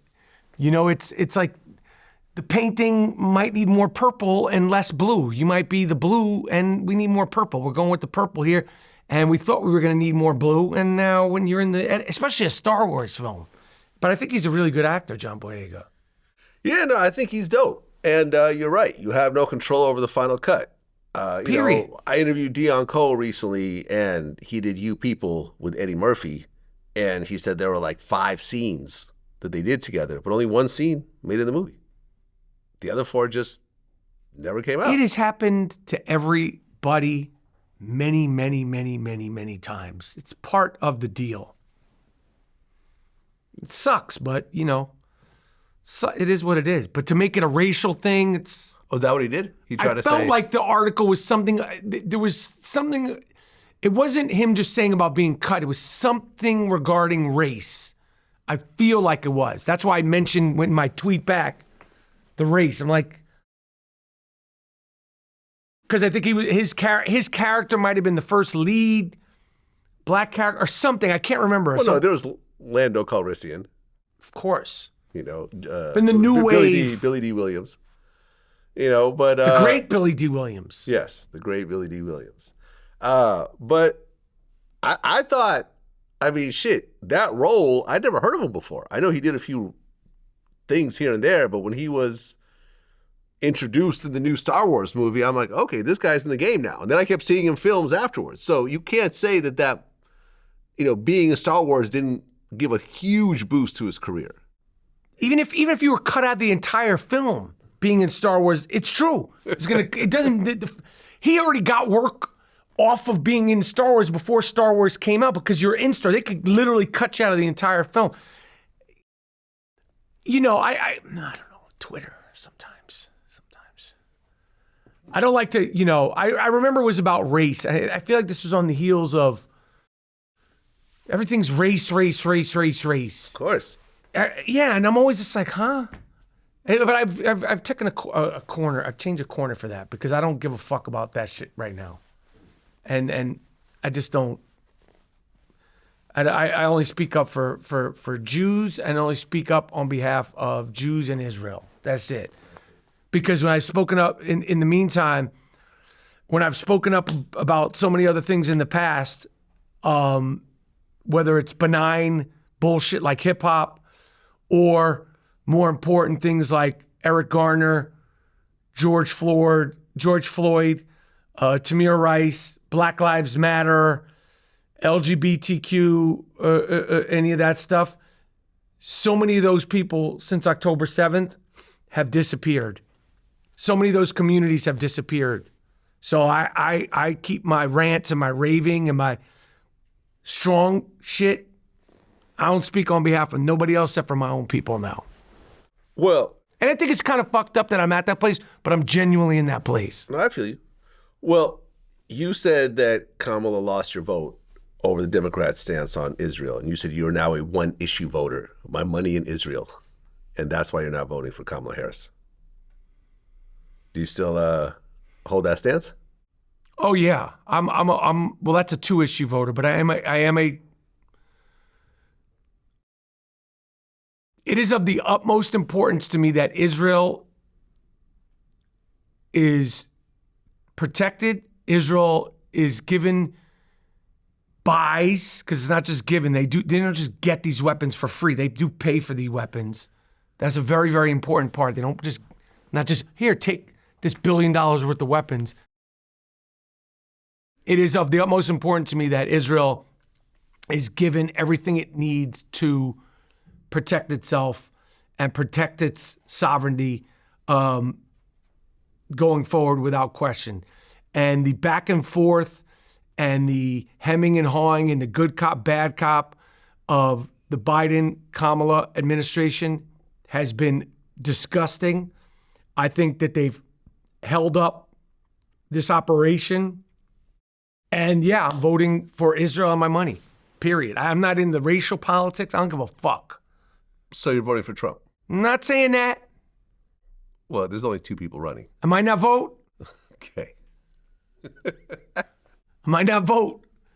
Because you want to talk about my ranting and raving, my Trump stuff is probably the best of the best. Well, you actually said that you were wrong about some of your past criticism about Trump. Yeah, I was extreme. I was not extreme. I was totally wrong about what he did for the state of Israel. I was wrong. I was wrong about Jared Kushner, and I was uneducated, and I spoke from a place of being uneducated, and I spoke from a place of judging him on his personality, which I still think is totally unacceptable, as opposed to what he was actually doing for Israel. And what he did for Israel is unprecedented. What he did to squelch and bankrupt Iran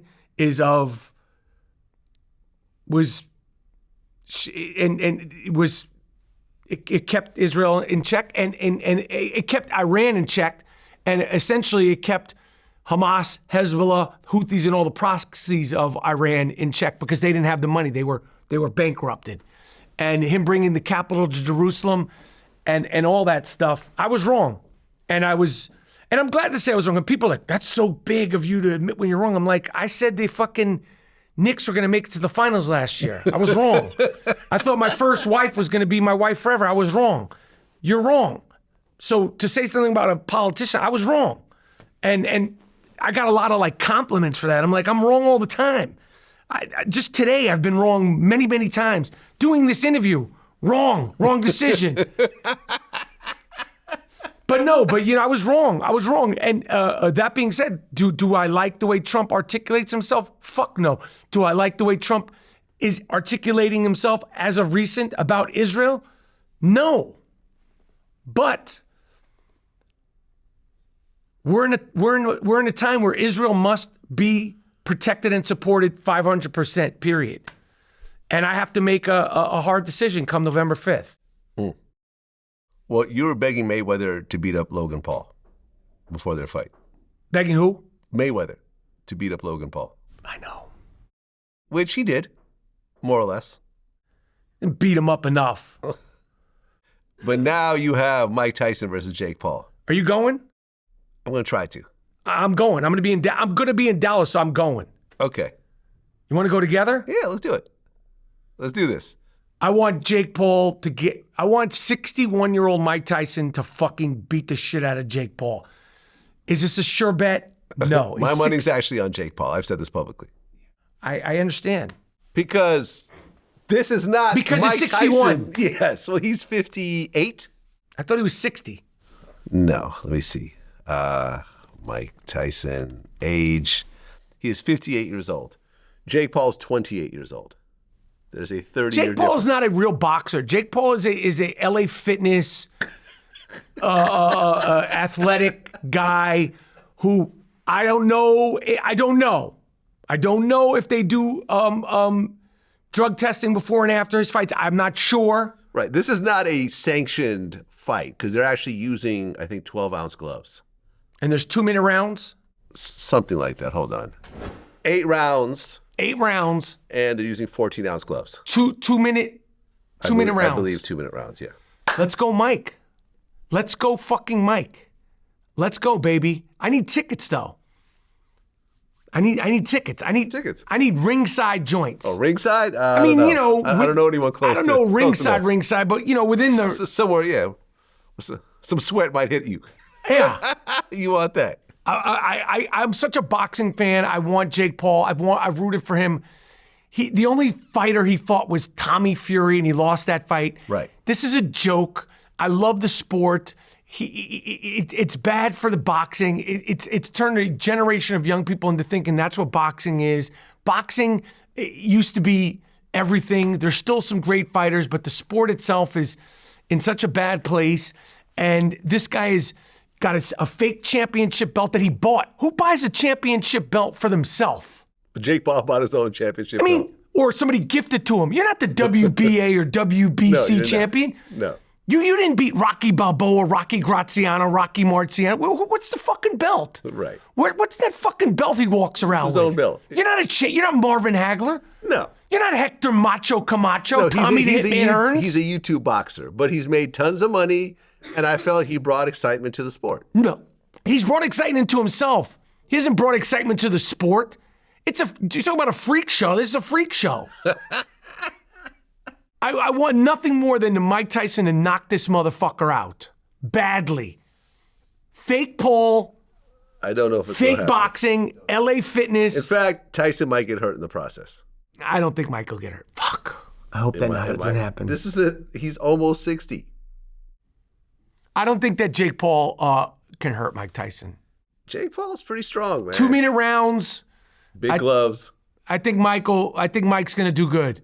I think Mike's going to do well. I think Mike's going to pressure him. I think he's going to kind of trip out when he's in there with Mike Tyson. And I'm not supportive of it. I'm not supportive of it one bit. So you don't want it to happen? No, whether I want it to happen or not, it's happening. Right. And hopefully I'm sitting there ringside. No, listen, I interviewed Holyfield, and I remember we talked about the Tyson fights. And he said the thing about Tyson is that he intimidates you. That he wins because you're scared of him because he's the scary Mike Tyson of his heyday.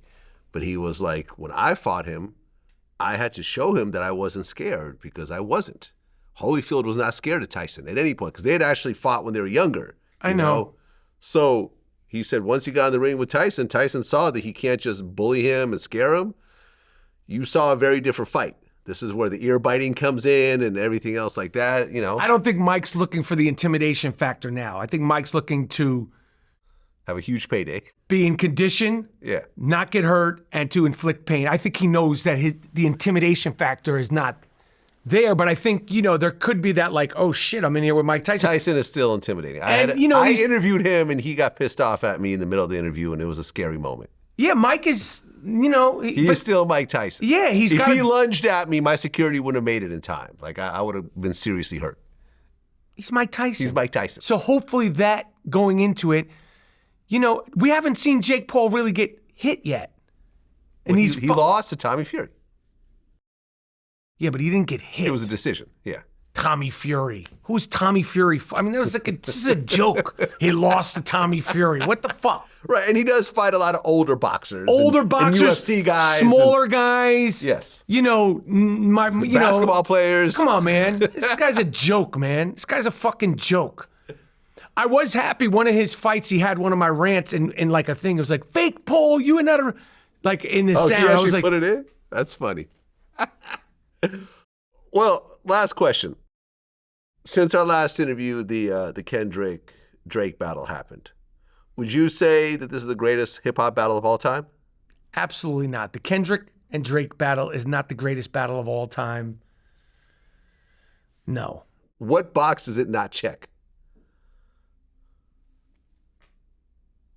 Seriously, serious question. It's a different time. I know I'm going like you want to talk about old man screaming at the cloud.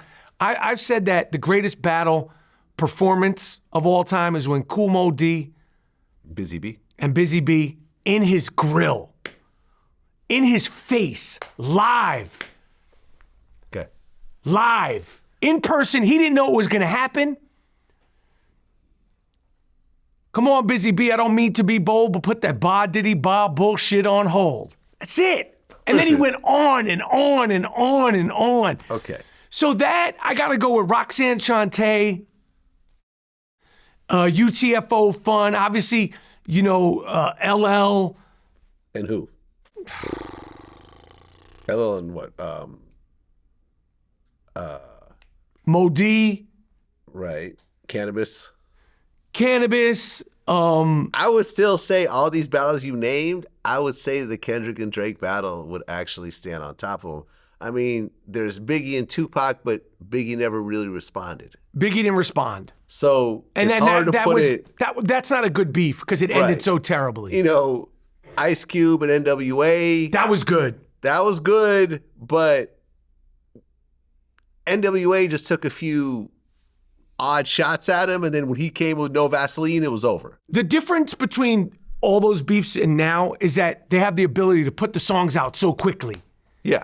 So it's not a bad thing. No, it's almost like it's hard to compare because you're like, oh, well, you said this. Oh, fuck you. I'm going to say this.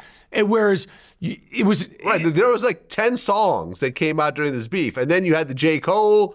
You know, the 7-minute drill that he put out and he took back. It was cool. Listen, it was great. And that they not like us. Like I didn't see that whole thing coming. That cultural moment. Yes. So that was crazy. What box does this battle not check off? Okay, it wasn't live in their faces, but honestly, the Busy B Moe Dee battle is really kind of ancient history. And it's only a tape recording. The songs never came out. That's why it's so ill. Okay, fine. And it's in his face. I get it. No one's ever done that in their face. I'm not downplaying that, but you almost have to put that in a separate category. That's almost like battle rap. But nobody ever did that in their face, and it was so ill the way he rhymed. Okay. Listen, I think it's great. I don't know any of the Drake songs. Family Matters? You never heard that? I thought that was dope. I don't fuck with this guy like that. I don't fuck with Drake. Listen, I don't fuck with Drake, the bar mitzvah boy. I don't fuck with this guy like that. You don't got nothing to say during this time. I don't. It's like what am I criticize it. If you saw, I went on the Breakfast Club, and I called out both Drake and DJ Khaled, and I said, "Listen, this is the biggest Jew in the world and the biggest Palestinian in the world, and both of you guys have stood on these platforms, right? Khaled was like the son of a Palestinian shoemaker or something, and Drake had a bar mitzvah and grew up in a Jewish family with a Jewish mother. Y'all can say something." And remember, after I said it, Drake actually put up a statement. after I made some noise, but Khaled's never said anything. And I'm not saying Khaled should be anti-anything. If he wants to stand with Palestine, he should do that. But he should say something. I understand he doesn't want to lose his Nike deal or whatever else, but come on. I agree. You know? I agree. Have a backbone. I didn't. Listen, as far as this battle, that They Not Like Us took on a life of its own. The video, the live performance that night at the Forum, the whole thing was just like, whoa. Everything. Incredible. Yeah, it's still on the charts. Yeah, it was nuts. And look, and Drake is now no longer on the charts for the first time in like 10 years. It's having a lasting impact. Hey, he had an incredible run. He'll be all right. Well, listen, he'll always be wealthy, but I'm saying it took him down a notch. Yes. You can't deny it. So I'm saying this battle, I understand we're older and we like to think about the golden age Nas and whatever. Hov was pretty ill. Yeah. I still don't, like, everybody's like, Nas won. I was like, no. I feel like that was like a 15-round, like, split decision to me. Well, I actually did a poll on my Twitter. Hold on a second. Where did I put this up? I did a poll. I said, what is the worst diss song of all time? No Vaseline? Well, no, the worst, meaning... Oh, the worst. Just a horrible job at a diss song, like a forgettable diss song. Drake, The Heart Part 6. J. Cole, 7-Minute Drill. That's the one he took back. Nicki Minaj, Bigfoot, when she was dissing Megan Thee Stallion. And Jay-Z, Super Ugly. Now, a lot of people were mad about Jay-Z being on this list. But the reason why I put it on the list was because after Ether came out, this was really not a great reply. Yes. You see what I'm saying? The impact of that song, considering it's Jay-Z, it's the official reply to Ether. Ether became a verb. You got ethered. And the best you could do was this freestyle. And then came Takeover? No, Takeover was first. Oh, Takeover set everything off. And then Nas dropped Ether 6 months later. And then Was it 6 months? It was a long time. Me and Teray were talking about this last night. Damn. Yeah. And See, then it's a different thing. A day later, Jay dropped Super Ugly. But Ether just eclipsed it to this day. You know, for me, the hip hop battles, like I stopped digging them with the Tupac Biggie shit because I was like, this is bad. Because people died. Yeah, it's just like I stopped. You know, the Jay and Nas, I was like, cool, but I was like, I don't like this no more. This is not good no more. MC Shan, BDP was ill. Yeah. MC Shan, BDP in New York City, when you were at a club, when that shit was going on, was fucking ill. Now, it wasn't no fighting or any of that shit, but it was like, the bridge is over, and then South Bronx, South. That shit was an energy. And I was in the motherfucking club, and their shit was popping. Well, you know what's interesting? I remember you went off on DJ Academics about talking about dusty old rappers. Yeah. You know who he was actually talking about? Who? Shan? MC Shan. MC Shan has no teeth. I mean, I'm just saying. MC Shan's kind of dusty these days. I mean, it is what it is. I've interviewed him before. I get it. You can't say that MC Shan is aging gracefully. MC Shan seems like he might have some issues with some things. Yeah. You're never going to get a disparaging comment out of me about MC Shan. Period. Just wouldn't do it. This is like, people are part of my childhood, man. I understand. It's like talking about, like, I don't know, superheroes, Muppets, like, you know, whatever the fuck you're into. Yes, comic book but characters. not everyone makes the proper decisions through the course of their life. So as they get older, you see like the DMXs of the world. Listen, I paid DMX. Substance abuse. That's what I'm saying. I paid So DMX little for an fucking interview. fat academics. I mean, you look like you need some lotion too, motherfucker. They're talking about people being dusty. You look ashy. Like sometimes you're on there, like your lips look dry. Like the fuck are you talking about? You don't need to. That's my man. I fuck with academics. You can keep that. You can keep this in here. This man, I've never met him. He's great. Does what he does. But it's like you don't need to speak on MC Shan. You need to get yourself some Burt's Bees and like worry about your shit being. Don't fuck with MC Shan. You know what you should do is have MC Shan come on your show, academics, and bless him. Because without MC Shan, you don't exist. Without MC Shan, you don't exist. He's a fucking pillar of this shit. I agree. He is a pillar. I've interviewed him before. I fuck with MC Shan. I think he said a few things about me, but who cares? I don't. I can care less. Academics, like, yo, you're making enough money. You could get yourself some nice Burt's Bees, maybe some Vaseline or some chapstick, and keep your shit moist. Because I don't see no fucking girls running around you. I don't see no crowds around you, DJ Academics. He's got a lot of fans.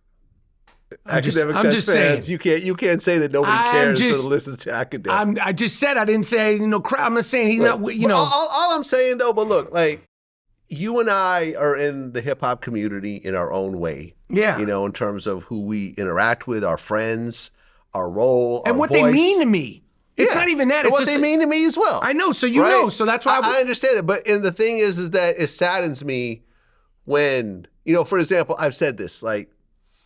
Fat Man Scoop recently died, right? And I was cool with Fat Man Scoop. I got voicemails from him and everything else like that. But when you look at hip hop, almost everyone who's got the name fat, big, or heavy in their name usually doesn't make it past their 50s.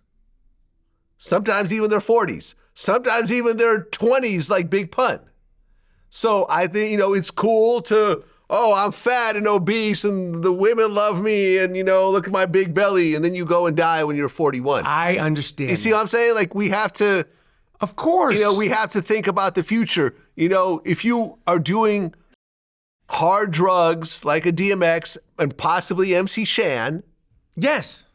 You are going to have a very rough time as you get older. Like Black Rob. Black Rob was in bad shape. He died, I believe, in his early 50s, late 40s, like, we should not be losing people that we all love and admire. Who? ODB. Drug use once again. Mac Miller. 5 people I've interviewed have died of fentanyl overdoses. Listen, that's crazy. Mac Miller, DMX. No, I never interviewed. Okay, no. Mac Miller, Coolio, Rich Homie Quan, who recently died. Aaron Carter. Fuck. All from that fentanyl? All from fentanyl. And Gangster Boo. Gangsta Mafia. Shit. 5 people. I would like to see all the people of hip hop, every one of them somehow being taken care of because they mean so much to me. Well, Nas and what's his name? The billionaire. They're doing the Grandmaster Awards. Yeah, well, what's his name? The fan. What's his name? The guy from Philadelphia, Michael Rubin. No. It's not them. It's Nas and Ben Horowitz. Ben Horowitz, the billionaire. Steve Stout, Felicia Horowitz, Ben's wife. And I've gone to a birthday party at Ben's house. Very cool dude. That's dope. Extremely rich. Nas knows. Nas knows. Of course he knows. So they're doing the Grandmaster Awards where they're actually giving, I believe, like $100,000 or something. I think Roxanne Shante got it. Yeah. And I think, was it Scarface who got it also? But they did, it's a whole ceremony. They get a cash award. As they should. Yeah, it's dope. It's dope. But what I'm saying is I'm just saying DJ Academics, like, first of all, are you a fucking DJ? Yeah, he's a DJ. Like, what kind of fucking DJ? He was doing parties in college. Motherfucker, can he juggle, beat juggle, and cut and scratch, mix and blend? I mean, I have DJ in my name. You can DJ. I could DJ, but I'm not like a cut scratch. All right, well, motherfucker, you DJ. Produce beats, DJ Academics? You don't need to be speaking about MC Shan. Period, motherfucker. If you can't even name 3 MC Shan songs. He is younger. Don't speak about it. It's like, you got enough problems. You don't need fucking you chiming in there with that shit. That's my point. That's a good, I'm giving you chop-ups. You chop this up. It's all good. I mean. What else you got, man? I gotta get the fuck out of here, Vlad. Come on, man. I got sushi waiting for me at the crib. What the fuck, man? Well, what do you got coming up next? What movies and TV shows I'm on tour. I'm touring. I'm doing comedy. When did you start doing stand-up? I started as a stand-up. The first thing I did when I was 19, I started as a stand-up comedian. Yep. Okay. So this is not new. No, it's not new. I mean, it's new as an adult. And I started about a year before the pandemic. Then the pandemic hit and it kind of slowed everything in the world up. And then I started back up and I love doing it. I'm touring. I'm doing shows. I love it. I love it because it's the only thing where you're the the writer, the actor, the director, the editor. You do the whole, it's all on you, the good, the bad, and the ugly. So I just, and it's a way to express yourself in such a pure, unique way. I love it. Are you going to do a stand-up special? Yes. Okay. Yeah. Are you in the negotiations right now for it? It's not even negotiations. It's me versus myself. So you're going to tape it yourself and then try to shop it? No. It's because I want to. So many comedy specials are put out now. There's so many platforms, and that for me, the first time I do a special, I want it to be special. I want it to be special, and I want it to be every single thing that I imagine it could be. Yeah, like I watched Ali Wong's new stand-up special, and she absolutely murdered it. She's fucking funny. She's my favorite female stand-up comedian of all time. I'm going to just say that. She's fucking funny. Ali Wong is a funny motherfucker. The level of honesty, and what I don't always realize, like for example, I just interviewed Dion Cole, and I remember I was asking a bunch of stuff about the comedy, his new special, and afterwards we were just talking, we were just bullshitting, and lo and behold, all the stuff he was talking about actually were things that happened to him, that he churned into material. And you start to realize that the best comedians, they don't have the writers. They're really just talking about situations in their own lives. Because he's so observant. Yes. He used I to don't be a know. writer for Conan and stuff like that. He's awesome. Yes. Dion Cole's awesome. I don't know how much of Ali Wong's it's obviously exaggerated. Yeah, but it looks. When I heard it, I'm like, okay, yeah, she's hitting close to home. Of course. She's hitting close to home, and she only does it every 5 years. She's or something. dope. She's fucking funny. No, I can't think of a female comedian of any race, black, white, Asian, Latino, who could kill it the way she does. She's great. She's great. It was very, very good, that special. And funny, and I want to watch it again. Like, she had me and my wife laughing. Yes. Okay. She spit takes. Yeah. She makes you spit take. Right. Watching her. Okay, so you're doing stand-up. What else? Movies? You were just in Fallout. I remember I hit you when I saw it. I was like, yo, you killed it in this role. Yeah. And I'm doing a show in January, which is not worth talking about because there's nothing, we haven't started. Okay. And other than that, I'm chilling, moving and grooving. I mean, because you've been a working actor for 30 years? 31 years. Major films, Oscar-winning films, TV shows, legendary roles, working with legendary actors, legendary directors. Someone who's watching this right now and is thinking, hey, I'm going to move to Hollywood and I'm going to be an actor too. What would you tell this person who's never done it before? Because acting is something that looks like anyone could do it, but that's not true. I will say in regards to being an actor, it sounds like the most cliche shit, but this business, like other businesses, but I only know this business, the only business I've been my whole life, my whole adult life, you must be your biggest critic and you must be your biggest fan because there's ebbs and flows, there's highs and lows, you get told no more than you get told yes. And you have to have that tenacity to, it's not like, I want to do this. I'm thinking about I'm jumping in the fucking pool and I ain't getting out of the fucking pool until I say so. That's more than the talent and the watch this movie and study this and read the grit, the tenacity to keep going is more important than anything. So you still have to go to readings and auditions and everything else like that, or do you get offered stuff more? I get offered. It's more meetings. Not so much auditions. I haven't auditioned in a while. I would if it was worth it. So you don't audition really at all anymore? Why? Because they can look at your body of work and say, yeah, this is it? Yeah, there might be. Listen, if it's like I really want to play this part and it's a fucking British librarian, are they really going to cast me? So they'll be like, okay, you could audition, but why the fuck am I going to audition to play a British librarian? Yeah, I remember watching an interview with Robert Downey Jr., and they asked when was the last time he auditioned, and he said, for Iron Man. But he said, to be fair, I've never played a superhero before, so I was like, sure. But that's a studio thing. and also that was before he like really, really, really came back, I think. I mean, he was already in the mix, but not like how he is now. Yeah. Because remember, he had the drug problems at one point. Yeah, so, when you're that level and at that point in his career, I think, and there's so much money, they may be like, well, let's just see, because auditioning is it's really for the director. Huh.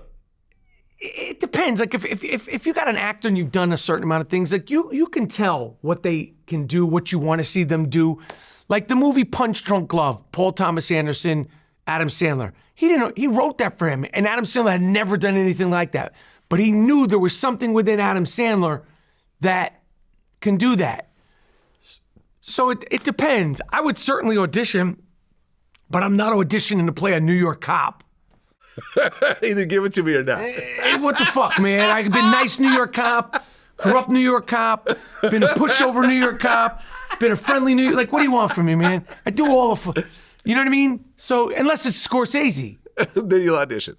Then we're all auditioning. Everybody's auditioning. Have you ever had a chance to work for Scorsese on any level? No? He's never called you, huh? We've had conversations. There was one role in one of his movies, and I've met him, and he complimented me, and I was like, fucking like, flying. It just hasn't been the right thing. He's my favorite director of all time. He's the Scorsese. boss. He's the boss. He's the boss. Casino's one of my favorite movies of all time.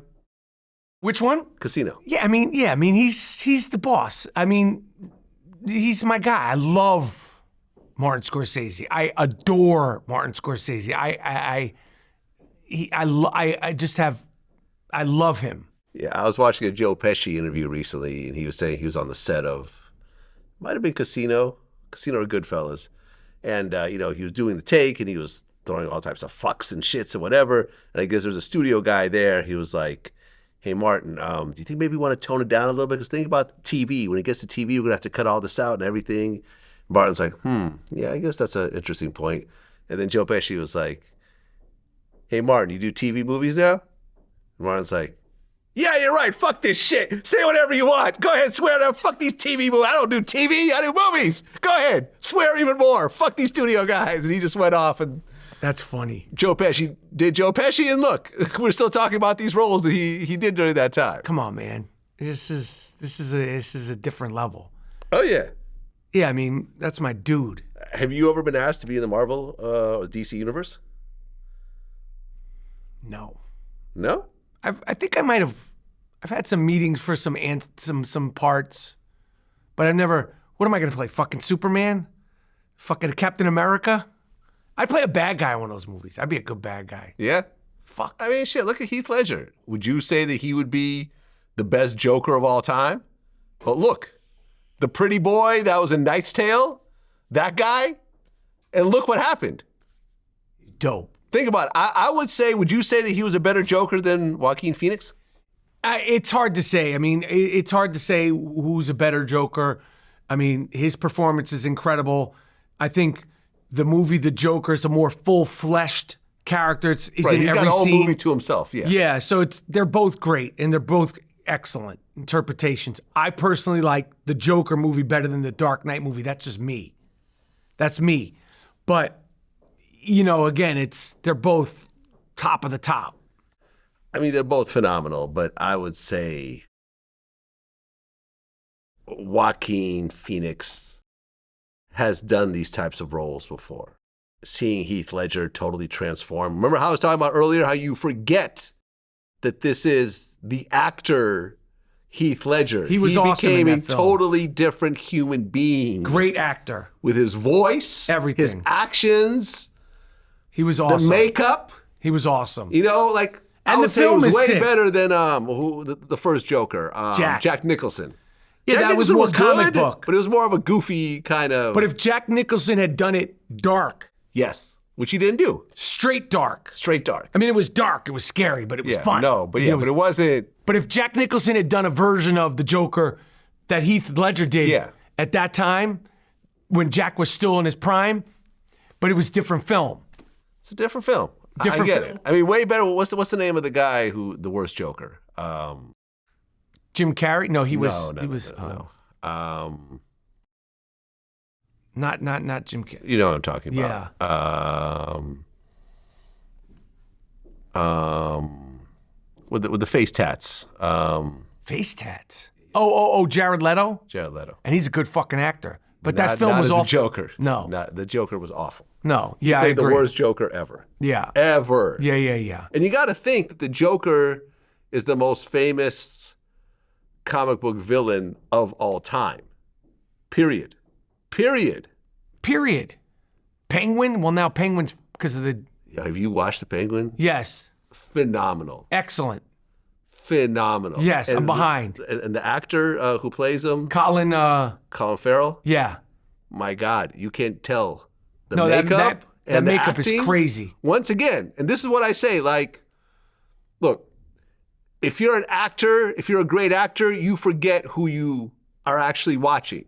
A great rapper, he's saying things that you yourself would not think to say. 100%. You see what I'm saying? Like, if you're watching art that you feel you could do yourself, it's not great art. Period. And that's when you see these Joker characters, you see these Penguin characters, when you see Lincoln, Daniel Day-Lewis, you know, like, they transform into a different human being completely from top to bottom. And so when you say somebody like Daniel Day-Lewis, I prefer to watch Denzel Washington more. And because Denzel Washington, he might not transform, but I feel like through his performances, I get his emotions more. It speaks to me more. I can see why you would say Again, that. this is we're talking about fucking Michael Jordan but that's the kind of acting that I respond to more. Not that I'm not stunned every time Daniel Day-Lewis, but his emotions, the Denzel Washington emotions that you get from in here, like the moments you're like, oh shit. You hear that in your ear. No, Denzel's a phenom. I mean, Training Day, the Sick. Frank Lucas character, like, he's a phenom. I mean, he's great at what he does. He's the entire package. But I think Denzel Washington. He's still Denzel every time. I don't think he's Denzel every time. I think we've seen him so many times, it's hard to escape Denzel every time. But I know what you're saying. Yeah. Who's your favorite actor of all time? I'll give you my top 5 favorite actors of all time. Robert De Niro. Okay. Denzel Washington. Okay. I will go with Al Pacino. Okay, that's 3. I will go with Jack Nicholson, please. Okay. Fuck. And Dustin Hoffman. That's a good list. Jack Nicholson is stupid. Jack Nicholson is fucking dumb. Jack Nicholson is so good and so unique, you can't even imitate Jack Nicholson because it'll be too obvious that you're doing a Jack Nicholson imitation. Every New York actor, whether they admit it or not, has imitated Robert De Niro. We have all imitated Robert De Niro in one way or another. So you imitated him? Of course. Okay. Of course. You can't, you're imitating. He doesn't even, the guy at the bodega is imitating Robert De Niro. The taxi drivers are imitating Robert De Niro. He's a part of the way New Yorkers communicate. You've left out a few interesting ones. Who else? Marlon Brando. I said top 5. It's like rappers. Leonardo DiCaprio. He's excellent. Sean Penn. Who else? Tom Hanks. Sick. Who else? Joaquin Phoenix. Ridiculous. Stupid. Sick. Harrison Ford. Great movie star. Robin Williams. Unbelievable. Johnny Depp. I like Johnny Depp as an actor. Paul Newman. That's my guy. Blue eyes, Jewish. Love Paul Newman. Clint Eastwood. Come on, man. This is a Gene Hackman. Gene Hackman, sick. Samuel L. Jackson. Samuel Jackson's one of my favorites. Samuel Jackson is one of my all-time favorites.